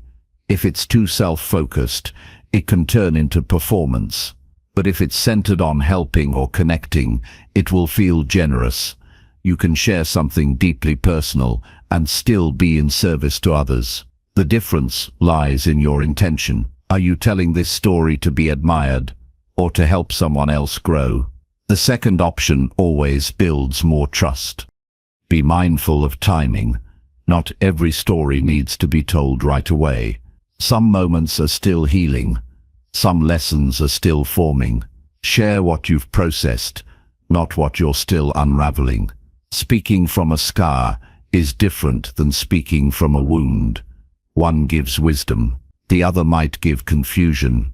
You don't owe your story to everyone, but when you're ready to tell it, do it with strength, not shame. People are craving honesty in communication. They're tired of filtered messages, corporate language, and empty motivation. They want to hear what's real, They want to hear that you've been where they are and that you found a way through. That's what gives your words credibility. That's what inspires action. That's what changes people, not from the outside in, but from the inside out. When you speak from your story, you speak from your truth. And truth always carries energy. It doesn't need to be loud. It doesn't need to be dramatic. It just needs to be true. That truth, delivered with heart, humility and hope, has the power to move people in ways that logic alone never can. So share your story, share the lesson, share the moment that changed how you see the world. Speak with purpose, speak with care, and most of all, speak from the place in you that wants to connect, not just communicate. That is where trust is built. That is where inspiration begins. Chapter 12. Adapt your message to match your audience's needs. Communication is not about what you say, but about what others hear. If the message doesn't land, it doesn't matter how smart, passionate, or prepared you are. The ability to adapt your message to your audience is what turns good communicators into great ones. To adapt your message well, you must first understand who you're speaking to. That starts with listening, observing, and paying close attention. What matters to this person? What do they care about? What problems are they trying to solve? What level of knowledge do they have about this topic? What emotional state are they in right now? Are they overwhelmed, curious, skeptical, hopeful, defensive, excited? Every answer to these questions gives you insight into how you should shape your words. The goal is not to change your truth. It's to deliver it in a way that can be received. Empathy is essential. You must step outside your own perspective and step into theirs. What is it like to be in their position? What pressures are they under? What are they afraid of? What are they trying to protect? When you understand their world, your message can meet them where they are instead of demanding that they meet you where you are. That's how respect is built. That's how influence grows. When someone feels that you see them, understand them, and care enough to communicate in their language, their mind opens, their walls drop. They begin to listen. This does not mean changing your values or bending to everyone's opinions. It means being flexible with your delivery so your message reaches the person you're trying to help. Truth delivered the wrong way can feel like judgment or pressure, but truth delivered with care can feel like clarity and support. Your message is only useful if someone can receive it. That's why tone matters. That's why word choice matters. That's why timing matters. One message can be inspiring to one person and offensive to another, depending on how you say it. Being mindful of your audience protects the impact of your words. Every time you speak, you have a goal. That goal might be to motivate, to teach, to inspire, to persuade, to comfort, or to inform. But that goal only gets fulfilled if the other person receives what you intend. Adapting your message is not about manipulation. It's about precision. You are aiming your message like an arrow. If you aim carelessly, it will miss. If you aim with skill, it will land with power. You must also recognize the emotional and cultural context. What is appropriate in one setting may be completely wrong in another. The way you speak to a friend in a casual conversation should not be the same way you address a team in a high-stakes meeting. The way you speak to someone older may differ from how you talk to a younger audience. It's not about pretending, it's about respecting the context and adjusting to it. Clarity is a vital part of adaptation. Some audiences need simple, direct language. Others appreciate deeper analysis. Some need visuals. Others prefer stories. Some respond to facts and data.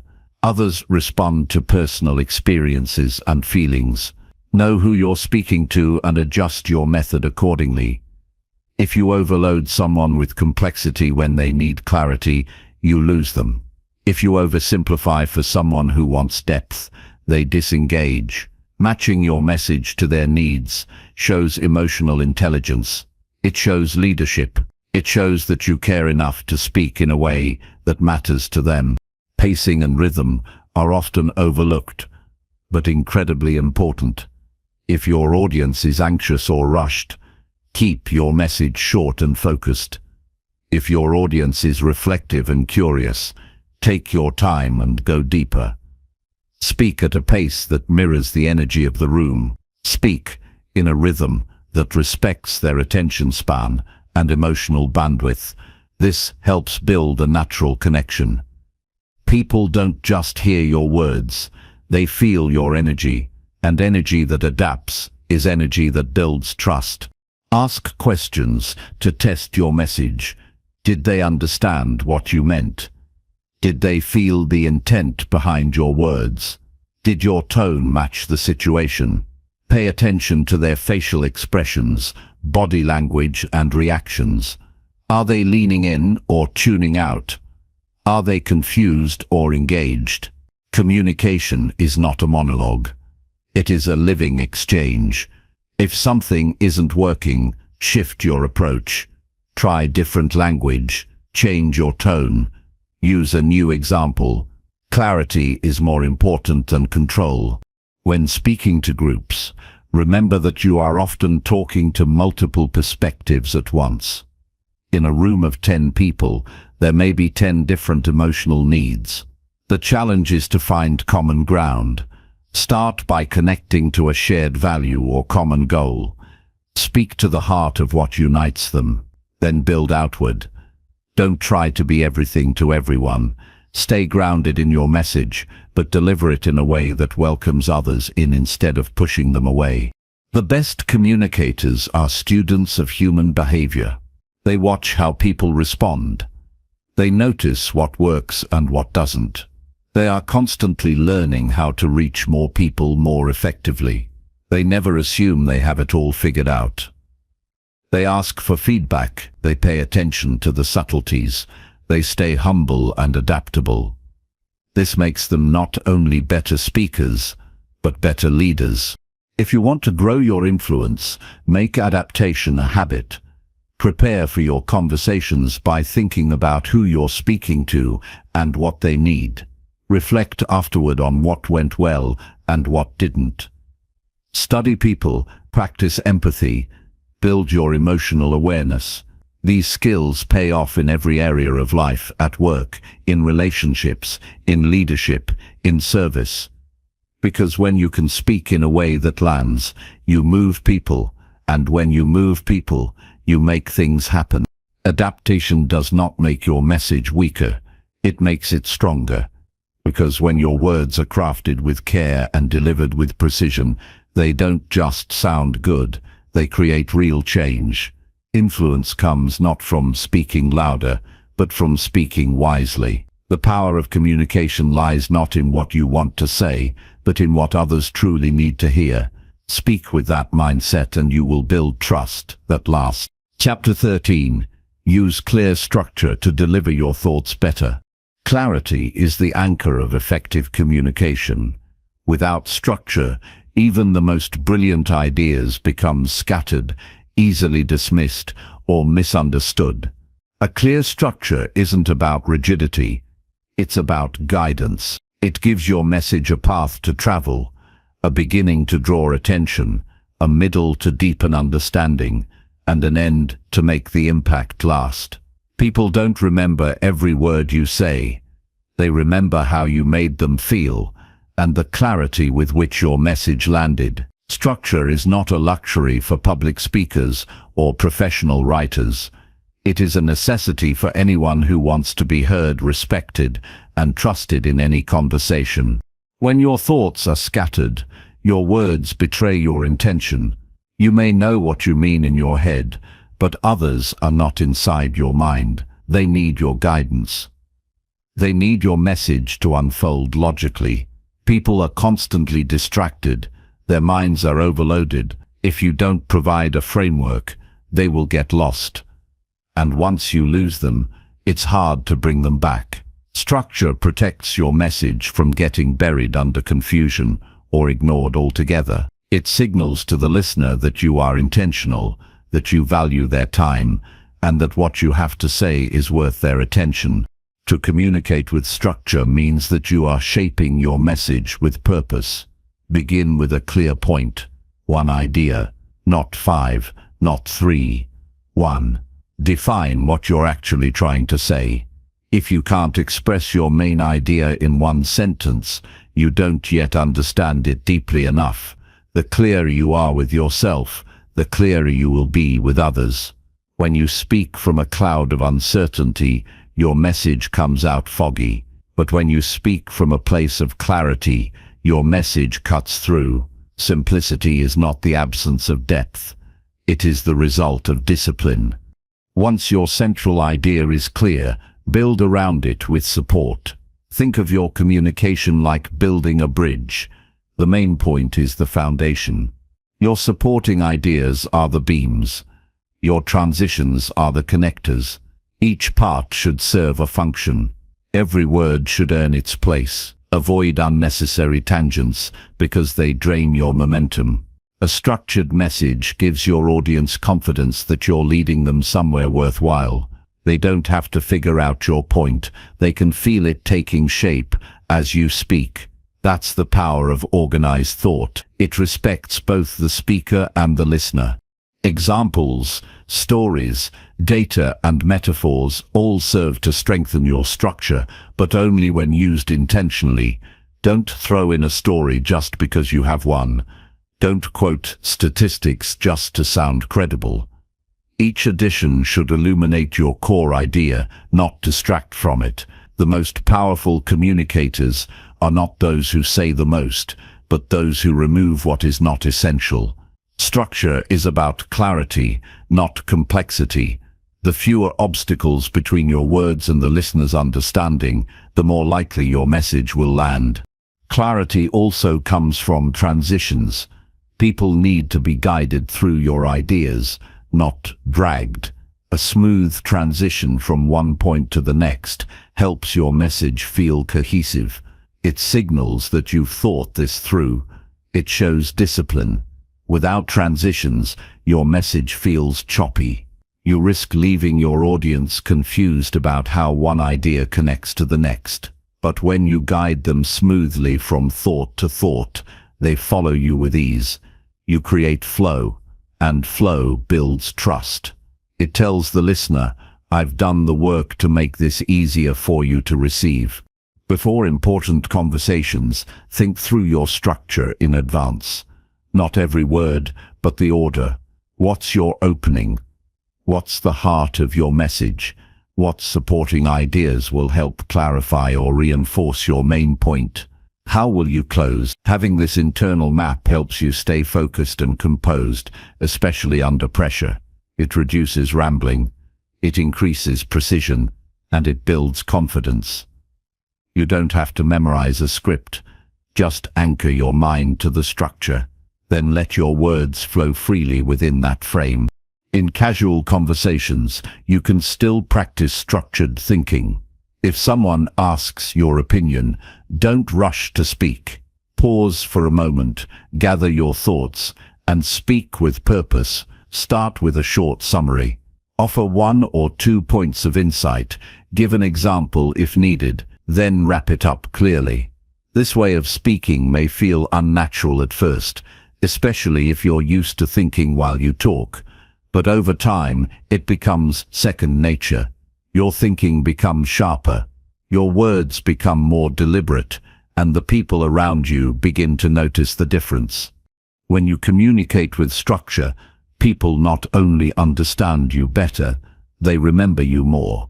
Your words stick because they followed a pattern that the brain could grasp. Our minds love patterns. We remember things that are presented in clear steps, clear stages, or clear images.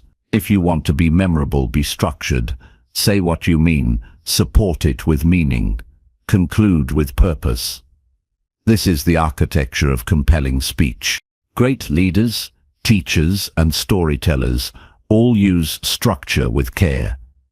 They don't ramble, they don't wander, they build. They understand that the listener's attention is fragile, and they treat it with respect. They shape their message, not for their own convenience, but for the audience's clarity. That's what makes their words powerful. That's what gives their voice authority, because people trust those who make complex things clear. They trust those who take the time to guide them through ideas in a thoughtful, organized way. It's easy to speak without structure. It takes little effort to talk in circles or dump a stream of thoughts into the room. But that's not influence. That's not mastery.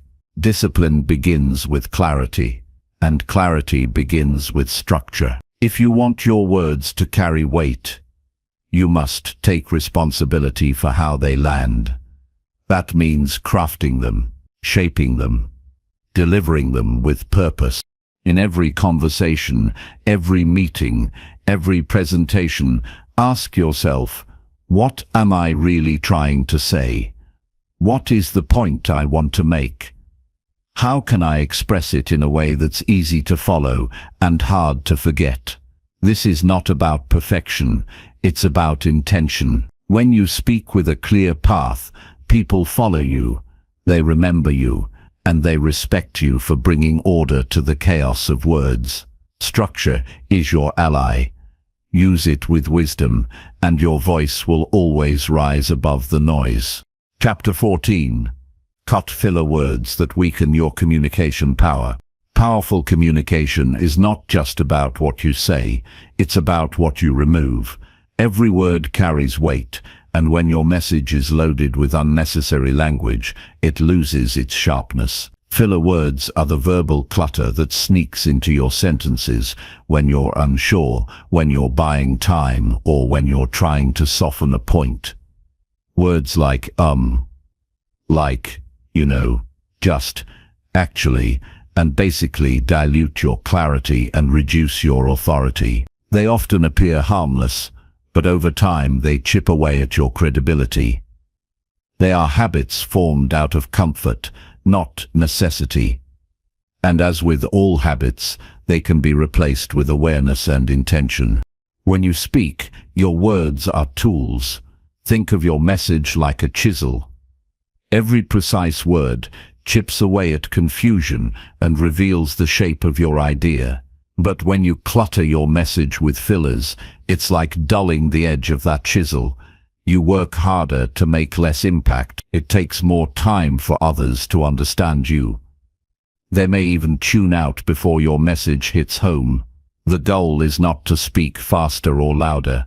The goal is to speak cleaner, and that starts by cutting the verbal fat.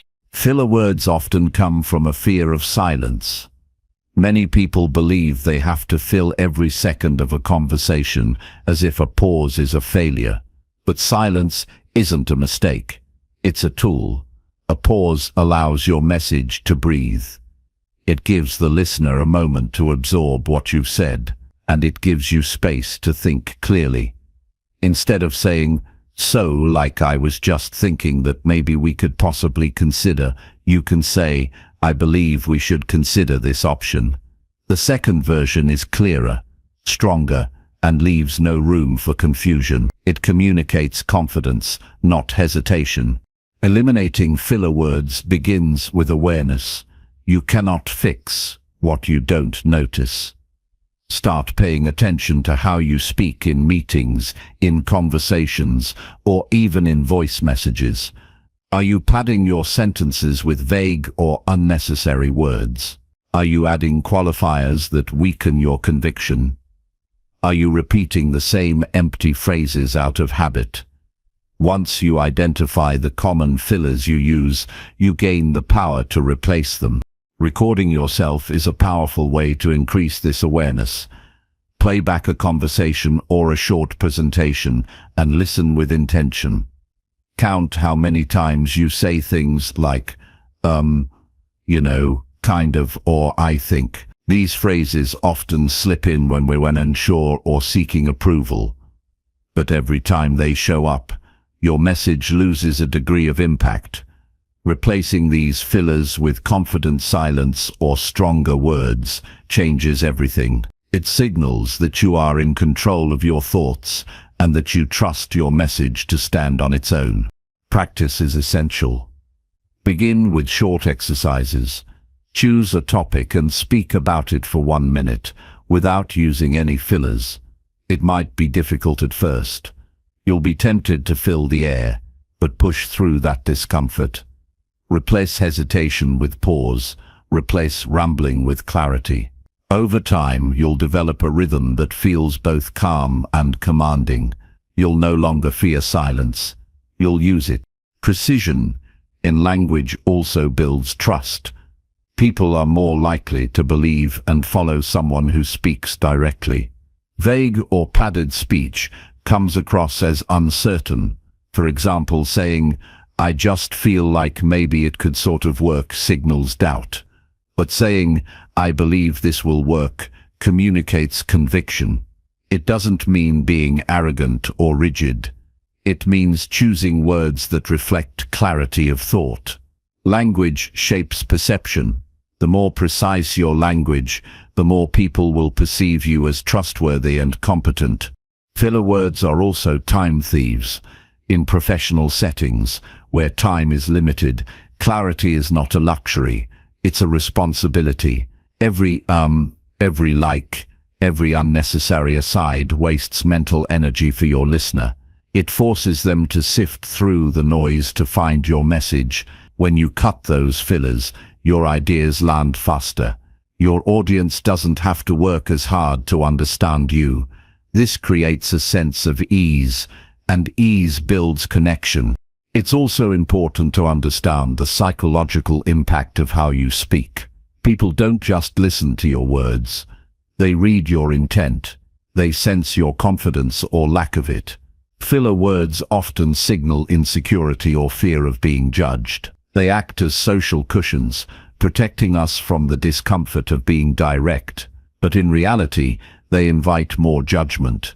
When you stand behind your words with clean delivery, people notice you speak like someone who believes in what they're saying. And belief is contagious.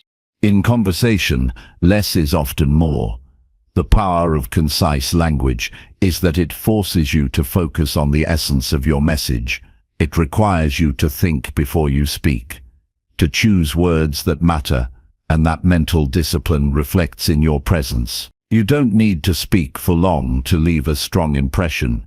You need to speak with purpose, and that purpose is lost when hidden behind a wall of verbal hesitation.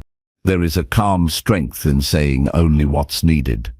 Great communicators don't speak to impress. They speak to express. They respect the listener's time and attention. Every sentence carries weight. Every word earns its place. This discipline in speech mirrors discipline in thought, and that inner discipline earns you the respect of others. Start observing speakers you admire, whether it's in a TED Talk, a podcast, or a conversation. Pay attention to how clearly they speak. Notice how rarely they rely on filler words. Notice the strength of their pauses, the intention behind their pacing. It's not about being robotic, it's about being intentional. Controlled speech feels authentic, not mechanical. It connects more deeply because it comes from a place of awareness. You don't need to eliminate every single filler word to be effective. You're human, not a machine, but reducing them dramatically will elevate how you're perceived. It will change how your message lands, and more importantly, it will reshape how you see yourself as a communicator. Each time you resist the urge to soften your point or fill the silence, you build confidence. You train your mind to stay centered. You teach your audience that your words are worth hearing. In a world overflowing with noise, clarity is power. Every filler word you remove brings you closer to that power. It sharpens your message. It deepens your presence, and it helps you speak in a way that cuts through distraction and lands with precision. Speak less. Say more. Use words as tools, not as padding. With every sentence, ask yourself, does this need to be said? And if so, how can I say it better? That is the path to powerful, lasting communication. Chapter 15. Challenge your beliefs to become a better speaker. Your beliefs shape your voice. The way you speak, the confidence you hold, the way your message lands, all of it begins in your mind. If you believe you are not good enough to speak, your voice will hesitate. If you believe your ideas don't matter, your words will carry less power. Becoming a better speaker is not just about technique. It is about examining the beliefs you carry about yourself, your voice, and your value. To grow, you must be willing to challenge the stories you've accepted as truth. Many people hold on to quiet beliefs that limit their communication. They tell themselves they're not charismatic. They think they're too shy, too awkward, or not smart enough to speak in public. These thoughts often began in childhood. A teacher criticized them. A parent dismissed their voice. A friend interrupted one too many times. Over time, these moments turned into internal rules. Rules like, I should stay quiet, or I'll mess up if I speak, or no one wants to hear me. These rules become invisible walls. You walk within them without knowing they're there. Until you question them, they define the edges of your voice. To grow past those limits, you need to pause and examine where those beliefs came from. Who taught you to doubt your words? What made you afraid of your voice?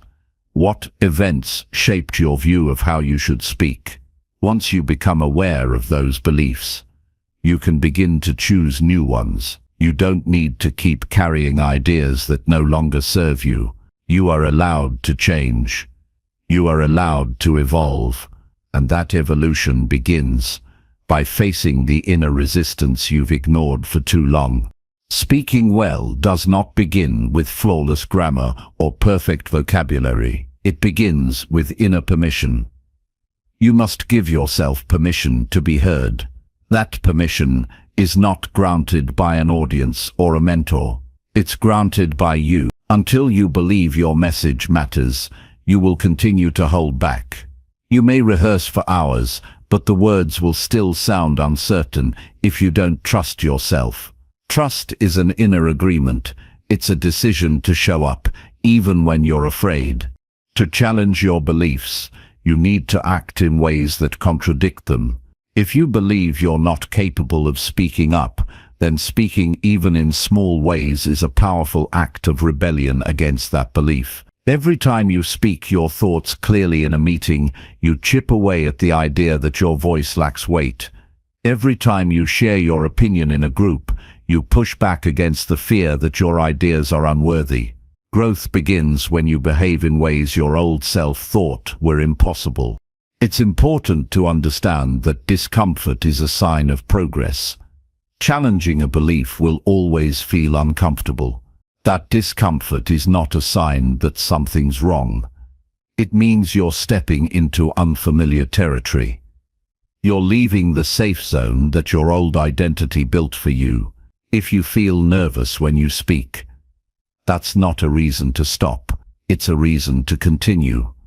The goal is not to be fearless. The goal is to act even when the fear is present. Notice the moments when you shrink your voice.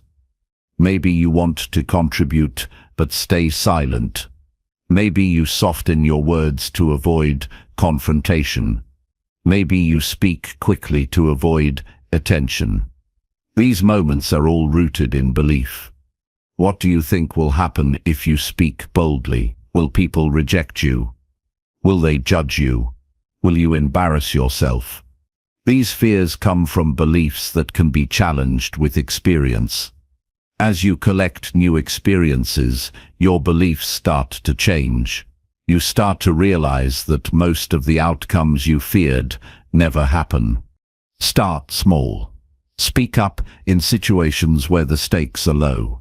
Share your thoughts in a safe group. Ask a question in a classroom. Give an opinion during a casual conversation. Each time you use your voice, You build evidence that your old belief was wrong. You prove to yourself that speaking doesn't lead to disaster, that people can listen, that your thoughts have value. Over time, your mind catches up with this new reality. It replaces fear with confidence, doubt with clarity, insecurity with strength. Another way to challenge beliefs is to surround yourself with people who speak with purpose. Watch how they carry themselves. Listen to the way they express ideas. Let their behavior challenge your assumptions. Ask yourself, what would I say if I believed I deserved to be heard? What would I sound like if I trusted myself completely?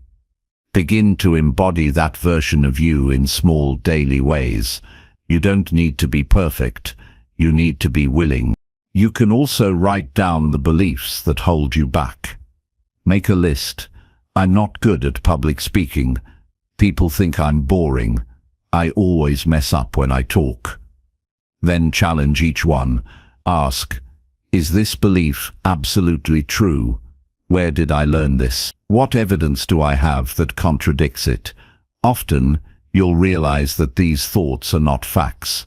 They're opinions, and like all opinions, they can be changed. Replace each limiting belief with a more empowering one. If your old belief is I'm not a natural speaker, replace it with I can become a strong speaker with practice. If your belief is people don't care what I say, try my words can help someone today. These new beliefs act like anchors. They keep you steady when doubt shows up. They remind you that growth is possible, even if it takes time. Speaking powerfully is not reserved for a few lucky people. It's a skill, and skills are built. The more you show up, the more your confidence grows. Confidence is not something you wait for, it's something you build through repeated action. Each time you speak, even if your voice shakes, you are shaping a new version of yourself. One who is brave, one who is clear, one who believes they belong. You will have moments when you stumble. You'll forget your words. You'll feel exposed. That's part of the process. Don't use those moments as proof that you should stay silent. Use them as evidence that you're growing. Nobody becomes a great speaker by staying safe. They grow by being honest, by facing discomfort, and by learning from every step. Challenging your beliefs is not just about speaking better. It's about becoming someone who lives with more presence, someone who trusts themselves, someone who has the courage to show up fully. That transformation doesn't happen overnight, but it does happen when you choose every day to be a little bolder than yesterday, to say what you mean, to trust what you know, and to believe deeply that your voice is needed, because it is. Chapter 16, Lead Conversations, by staying calm and focused. Staying calm and focused in a conversation is one of the most powerful skills you can build to lead others with clarity and confidence. Most people speak from a reactive place, jumping into conversations with emotional charge, scattered thoughts, or a need to prove something. When you are calm, your presence changes the tone of the entire room. People listen more closely to someone who speaks with collected energy. They feel safer, they feel more seen. Your calmness invites others to slow down, reflect, and engage with greater trust. Leading a conversation is not about dominating the space, it's about anchoring the space so others can show up more fully. This starts with managing your internal state before you even open your mouth. Every conversation brings a level of unpredictability. People may disagree with you, interrupt you, challenge you, or misunderstand you. If you allow yourself to be pulled emotionally by every shift in the moment, you lose your center. You speak from tension, defensiveness, or fear. But if you train yourself to pause, breathe, and refocus, you take back control, not of the other person, but of yourself. You create space between stimulus and response. That space gives you the power to speak with intention instead of reaction. Calmness is not weakness. It is strength under control. It tells others that you are not easily shaken, that you are grounded in your message, and that you are listening not just to respond, but to understand. People trust speakers who are steady. When your energy is erratic, people feel uncertain. When your presence is stable, people feel secure. Calmness builds credibility, and focus strengthens it. Together they create a presence that leads, not with volume, but with value. Being focused means you stay connected to the purpose of the conversation. Many people speak in circles because they don't know what they want to communicate. They drift from point to point, hoping to land on something useful. But great communicators know where they're going before they begin. They don't rush, but they also don't wander. They speak with direction. To do this, you must clarify your goal before the conversation starts. Ask yourself, what is the outcome I want here? What is the key point I need to express? When you know your focus, your words naturally become more clear and more compelling. When a conversation becomes emotionally charged, your first job is to remain steady. Don't match the intensity of someone else's reaction. If someone speaks with frustration or anger, your calm presence is a reset button. It brings the conversation back to a human level. Reacting emotionally only escalates the situation. But when you remain calm, you model what leadership looks like. You show that composure is possible even in the heat of disagreement. This creates space for resolution, not conflict, and that is what powerful communicators do. They build bridges instead of walls. One of the best ways to stay calm is to ground yourself physically. Feel your feet on the floor, breathe deeply, release tension in your shoulders and jaw. These may sound like small actions, but they have a big effect on your nervous system. When your body relaxes, your mind clears. You are better able to listen, to think, and to speak from your values instead of your emotions. Use these moments of grounding as a way to return to your center when the conversation feels unstable. Distractions are one of the biggest obstacles to focus in conversations. Your phone, background noise, your own inner dialogue, all of these can pull you away from the moment. When you are distracted, people feel it. They sense that your attention is split, and that damages connection. To lead a conversation, you must be fully present. Make eye contact. Nod to show understanding. Repeat key points to show you're listening. Presence is not a passive act. It's an active commitment to the person in front of you. The more present you are, the more influence you gain. There will be moments when people challenge your ideas. Don't let these moments push you into defensiveness. Instead, stay open. Ask questions. Clarify their perspective. Then respond with calm confidence. You don't need to prove anything. You simply need to express your truth with clarity and strength. That kind of communication builds respect. It also deepens connection, even with those who disagree with you, because when people feel heard, they are more willing to hear you in return. Leading conversations also means knowing when to guide and when to listen. Sometimes the most powerful move is not to speak more, but to pause and allow the other person space. Ask thoughtful questions. Reflect what you hear. Let the conversation breathe. Silence, when used with intention, invites others to open up. It signals that you're not just trying to push your point, but genuinely care about the exchange. This creates mutual respect and allows for a deeper and more honest dialogue. You don't need to control every part of the conversation to lead it. In fact, trying to control everything often makes things worse. True leadership in conversation comes from guiding the direction, not dominating the flow. Stay anchored in your message, but flexible in your delivery. Be clear about your intentions, but open to new perspectives. This balance of steadiness and openness makes you both confident and relatable, a powerful combination in any communication. As you practice staying calm and focused, you will begin to notice a shift. People will start responding to you differently. They'll listen more carefully.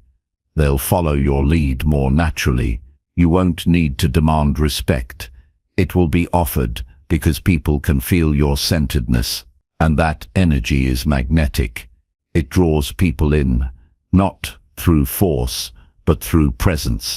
Remember, leading a conversation is not about impressing others. It's about impacting them. It's about making people feel seen, heard, and understood. That only happens when you're fully present, fully calm, and fully focused. These qualities are not talents, they are choices. Choices you can practice daily in small conversations and big ones alike. Every time you choose calm over chaos, you strengthen your leadership. Every time you stay focused when things get messy, you deepen your impact. And every time you lead with presence rather than pressure, you become the kind of speaker people remember, not because you were the loudest, but because you made them feel clear, grounded, and safe to express themselves. That is the real power of communication. That is how you lead conversations with intention and influence. Chapter 17. Learn from feedback to improve your speaking daily. Improving your communication starts with the humility to accept that you're not perfect yet, and the courage to face what others truly experience when you speak. Most people avoid feedback because it feels like criticism. But in reality, feedback is a mirror. It reflects how your words land, how your presence feels, and how clearly your message gets across. If you're serious about becoming a better speaker every day, learning from feedback must become your habit, not just a rare event. You can't fix what you don't know is broken. You can't grow from what you're unwilling to see. That's why feedback, though uncomfortable at times, is your most honest teacher. You grow faster when you listen more. Real progress happens when you stop guessing what you think works, and instead pay attention to what actually connects. Whether you're giving a talk, having a conversation, or sharing an idea in a meeting, the people you speak to hold clues about what you're doing well and where you need to shift. Ask them, observe them, reflect on how they respond. Did they lean in or tune out? Did your words hit or miss? This isn't about overthinking, it's about becoming more aware, more intentional, more responsible for how your communication affects others. Start with simple steps. After a conversation, ask someone you trust. Was I clear? Did I come across as confident? Was I talking too fast or using language that confused you? Don't just ask for praise, ask for truth. Invite honesty and show people that you value growth more than comfort. When people know you're open, they'll be more likely to help you. This honesty becomes a gift, one that makes you stronger every time you receive it. Over time, you begin to crave clarity more than compliments. Every piece of feedback is information.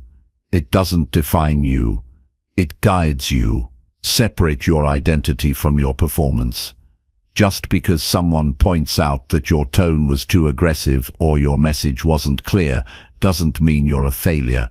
It means you have an opportunity to refine. When you get defensive, you block the lesson. When you stay open, you gain wisdom. The best communicators aren't the most naturally talented. They're the most coachable. They treat feedback as fuel, not as a threat. You don't need to apply every piece of feedback you get. Some opinions won't be useful or relevant. But listen anyway, filter later. The key is to create a consistent practice of reflection. After every interaction, review it. What did I do well? What could I have done differently? Where did I lose clarity? Where did I create connection? The more often you do this, the more you train your mind to think like a communicator, not just a talker. Talking is easy. Communicating with impact is a craft, and every craft requires practice, feedback, and refinement. Record yourself speaking. Watch it back. It may feel strange at first, but it's one of the fastest ways to spot gaps in your delivery, tone, pace, and language. Do you sound rushed? Do you look nervous? Are your words aligned with your facial expressions? The camera doesn't lie. It gives you unfiltered data that your memory will miss. Use this tool not to judge yourself, but to understand how you show up. With every playback, choose one small thing to improve, and practice it until it becomes natural. Your audience is also your teacher. Pay close attention to their body language and energy when you speak. If you're talking to someone and they keep looking away, crossing their arms, or nodding without emotion, they're telling you something. Maybe you're being too vague. Maybe you've lost connection. Don't take it personally. Get curious. Adapt in real time. Ask questions. Re-engage. Make your message about them, not just about you. Feedback isn't always verbal. It lives in people's eyes, in their silence, in their reactions. Learn to read it. Chapter 18. Speak up in hard moments, with strength and clarity. There will be moments in life when silence feels safer than truth. When your voice shakes, when your mind spins, when speaking up feels like a risk you're not ready to take. These are the moments that define your strength.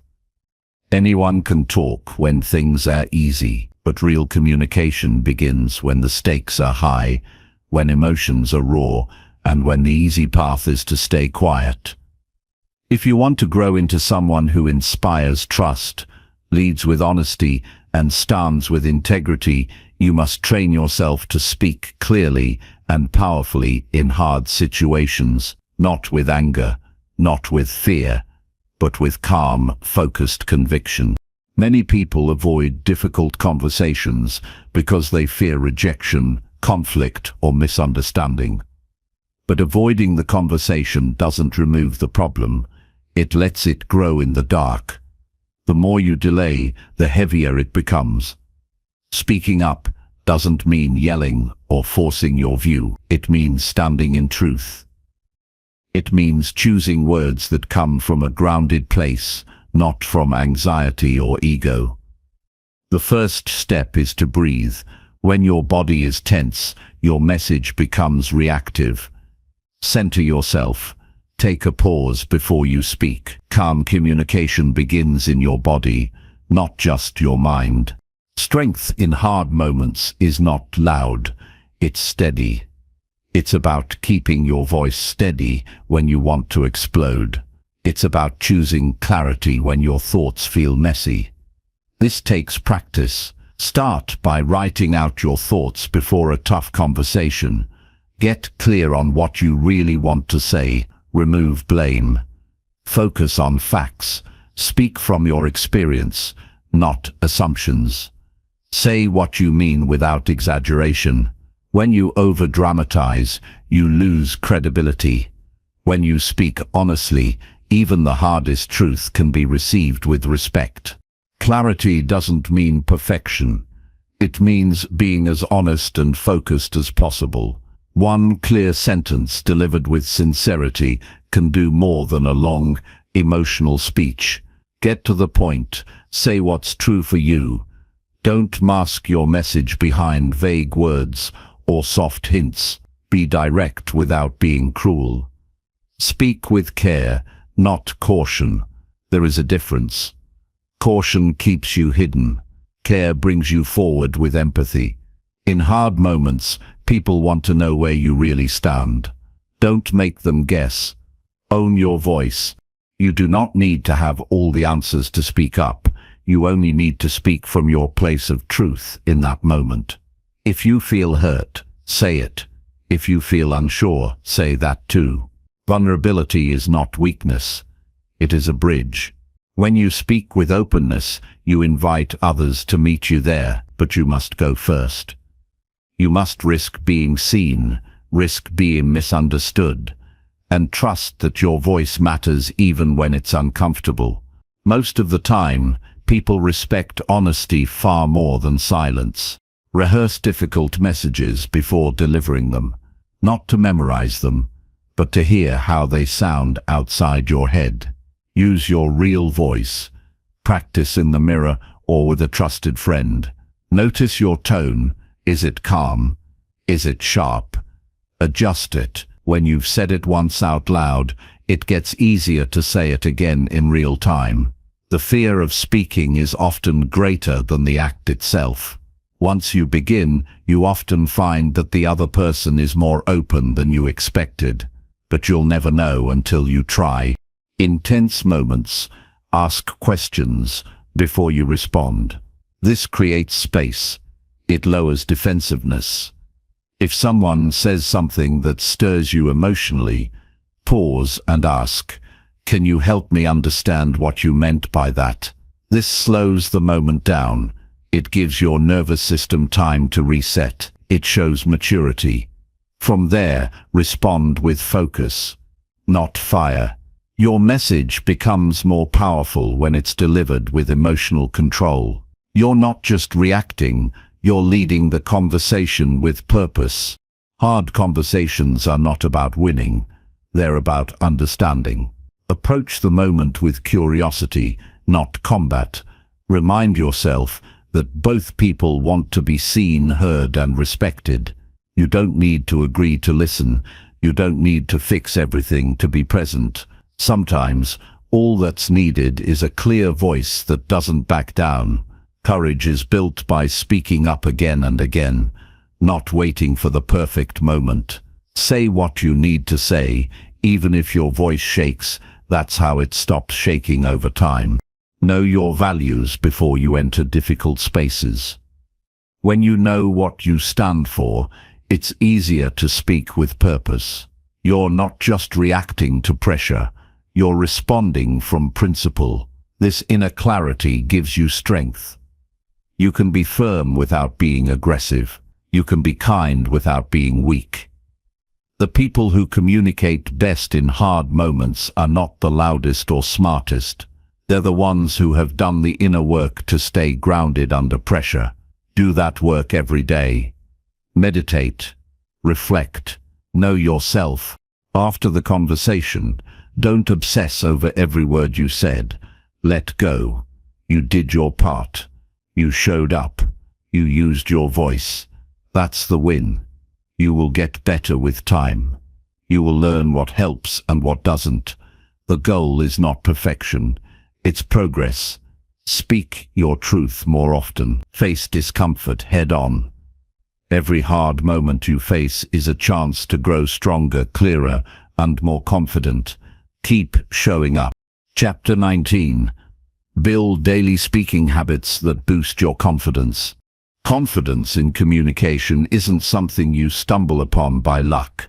It's built, refined, and strengthened through daily action. Like any skill, speaking well requires practice, not once a week or when you're forced to, but in small, consistent moments throughout your day. The more often you engage your voice with intention, the more natural it becomes to express yourself clearly and confidently, even under pressure. Confidence doesn't start with public speaking or big presentations. It begins in your morning conversations, in how you respond to a cashier, how you speak on the phone, or how you express ideas to a colleague. These simple moments form the foundation of powerful communication. Start your day by warming up your voice. Just like an athlete stretches their muscles, read a paragraph out loud, speak an affirmation, or describe your goals for the day aloud. Doing this activates clarity in your speech and wakes up your vocal presence. You don't need to perform, you need to engage. Let your voice become familiar to you. Many people feel awkward hearing themselves talk because they rarely practice outside of reactive conversations. Flip that script. Speak first to yourself so you can speak better to others. The next habit to build is conscious articulation. Many people rush their words or let them slur together, especially when nervous or distracted. Practice slowing down during conversations. Not only does this improve understanding, but it gives you time to think more deliberately. Intentional speech feels more trustworthy to others, and it teaches you to value your own words. Start by focusing on one conversation each day, where you deliberately slow your pace and speak each word fully. It could be a phone call, a video message, or even a voice memo to yourself. The goal is not to sound robotic, but to bring precision and control into your everyday tone. Record short messages daily. This could be a reflection on your mood, an idea you're working on, or a recap of something that happened that day. Keep it short. 1 to 3 minutes is enough. Listening to your own recordings helps you become aware of patterns, filler words, or habits you didn't realize were there. You start to hear yourself the way others do. Over time, you'll notice your rhythm, your tone, and your vocabulary sharpen naturally. This is one of the fastest ways to improve because it creates a feedback loop. You're speaking, reviewing, adjusting, and repeating. Another key habit is to seek out small opportunities to speak up in groups, even in casual situations. Whether it's commenting during a team meeting, asking a question in a class, or sharing your opinion in a group discussion, challenge yourself to contribute at least once a day. This doesn't need to be a long speech. One sentence shared confidently in a group helps you grow more comfortable using your voice publicly. The key isn't brilliance, it's consistency. The more you speak, the less intimidating it becomes. Curate your vocabulary over time by exposing yourself to great speakers. Listen to podcasts, speeches, or conversations where the communicator uses language effectively. But don't just listen passively. Pause, repeat phrases out loud, mimic the cadence, and try using those expressions in your own conversations. When you hear someone explain a complex idea simply, try rephrasing it in your own words. This isn't copying, it's integrating. You're training your brain to form sharper sentences and more compelling phrasing, even when speaking spontaneously. Build moments of silence into your speaking practice. Before you respond, pause for a breath. This may feel unnatural at first, but it teaches you that presence is more important than speed. When you're not rushing to fill every gap, your mind has time to settle into the moment, and your words become more intentional. People will notice your calm, and you'll begin to enjoy the feeling of having space around your thoughts. Even 5 seconds of silence can elevate the impact of what comes next. Establish a trigger habit for practicing speaking, something you attach to an existing routine. For example, every time you brush your teeth, take 60 seconds to speak aloud about your day ahead. Or during your commute, turn off music or distractions and use that time to rehearse an idea, message, or upcoming conversation. These tiny anchors keep your skill active without needing extra time. They fold communication practice into your life naturally, making it easier to maintain consistency. Seek feedback regularly, not just from mentors or coaches, but from the people you interact with. Ask a friend how your message landed. Inquire whether your point came across clearly in a meeting. Feedback isn't always easy to hear, but it's gold for growth. Be open. Don't defend or explain, just absorb. You'll start noticing themes that point you toward areas you can refine further.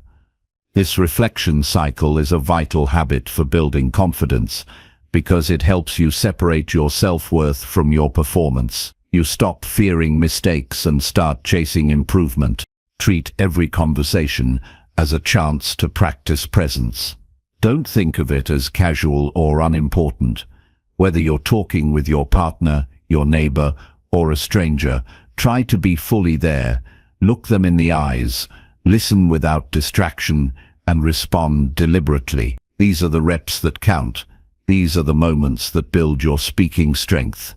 The more mindful you are in ordinary conversations, the more confident you'll feel in critical ones. Build a habit of summarizing what you've learned or experienced at the end of each day. You can do this aloud to yourself in a journal or in a voice memo. By verbalizing your reflections, you train your brain to express complex thoughts clearly. You start organizing your ideas naturally, which makes it easier to articulate them under pressure later. This daily practice deepens both your self-awareness and your verbal expression. Confidence is not a personality trait. It is a practiced relationship between your thoughts, your voice, and your presence. It grows when you show up repeatedly, not when you avoid the moments that scare you. Build your habits like a craftsman, steadily, patiently, with care and attention. You don't need to be the loudest person in the room. You need to be the clearest. You need to trust that your voice deserves to be heard, and then build the habits that remind you of that truth every day. Chapter 20. Commit fully to lifelong growth through better speaking. Real mastery in speaking doesn't come from one breakthrough moment, a single viral video, or a perfectly delivered presentation.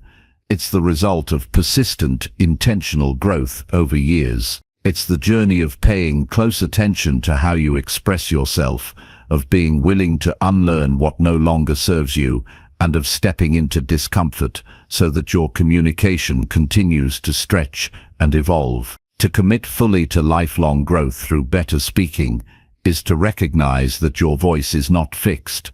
It's fluid, capable of becoming stronger, clearer, and more aligned with your true self over time, if you choose to keep working on it. The desire to communicate with power and authenticity must be matched with the discipline to practice consistently, not only when it's easy or when the stakes are high. It must show up when you speak to your children, when you explain an idea to a friend, or when you clarify a boundary at work. These ordinary interactions are the training ground. They are the mirror reflecting where you've grown and where there's still work to do. Growth in speaking doesn't mean achieving perfection. It means gaining the courage to show up with intention, even when the words don't land exactly as you hoped.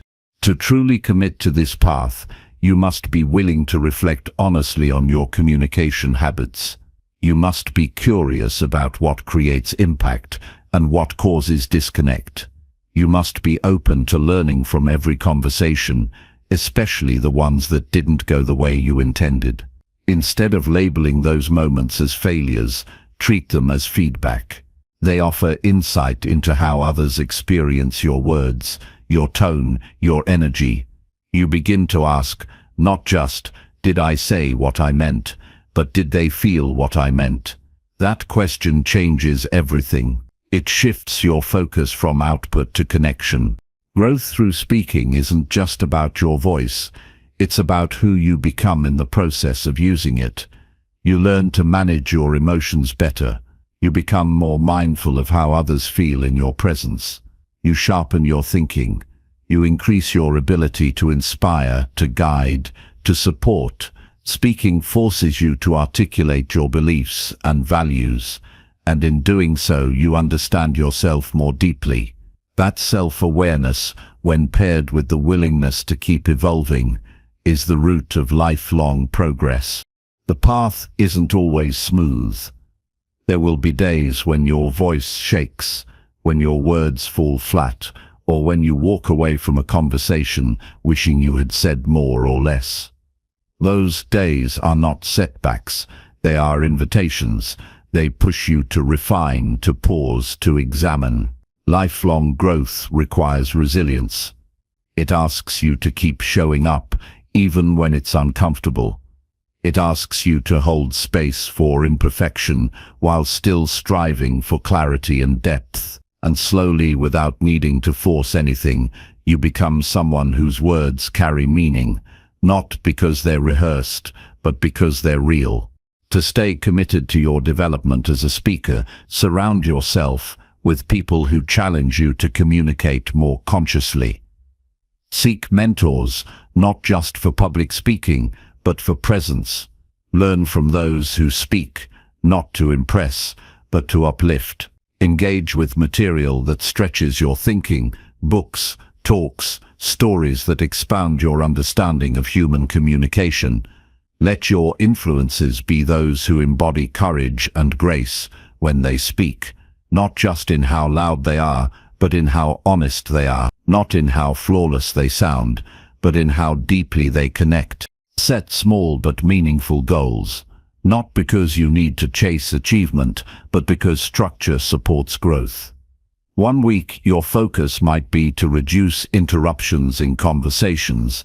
Another, it might be to practice pausing before you respond. Each target, though small, sharpens your awareness, and that awareness compounds.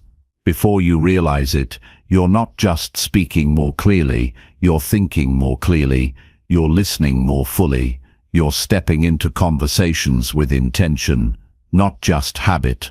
Reflect regularly. After important conversations or interactions, take a moment to ask yourself, what did I learn? What would I repeat next time? What would I do differently? This kind of reflection builds agility. It helps you notice what's working and what's not without judgment. You stop being afraid of feedback because you realize it's the very thing that fuels your next level of growth. And as your mindset shifts from performance to progress, your fear of speaking lessens. You're no longer trying to get it perfect. You're trying to get better, and that's a far more sustainable, rewarding pursuit. Make room for silence in your journey. Growth doesn't always happen through more talking. Sometimes it's found in quiet observation, in watching how someone reacts when you pause, instead of pushing ahead, or in noticing the words that don't need to be said. Stillness teaches you how to listen, not just to others, but to your own inner guide. It helps you hear what's underneath the surface so that when you do speak, your words are charged with clarity and purpose. Be patient with yourself. This path is not linear. Some seasons you'll feel immense progress. Other times you'll feel like you're circling back to old habits. That's part of it. Don't confuse repetition with regression. Each time you revisit a lesson, you approach it from a higher level of awareness. What once felt like a struggle becomes a choice. What once felt impossible becomes second nature. That's the reward of staying on the path. And above all, remind yourself that your voice matters, not just when it's loud, not just when it's perfect, but every time you use it to express truth with care. The commitment to grow through speaking is really a commitment to live more consciously, to connect more deeply, and to lead with integrity. It's not a task, it's a lifelong practice, a choice you make every day to speak with presence, to listen with humility, and to keep refining how you show up for yourself and others. Not because you need to prove anything, but because you know that your voice, when aligned with your values, is one of the most powerful tools you'll ever have.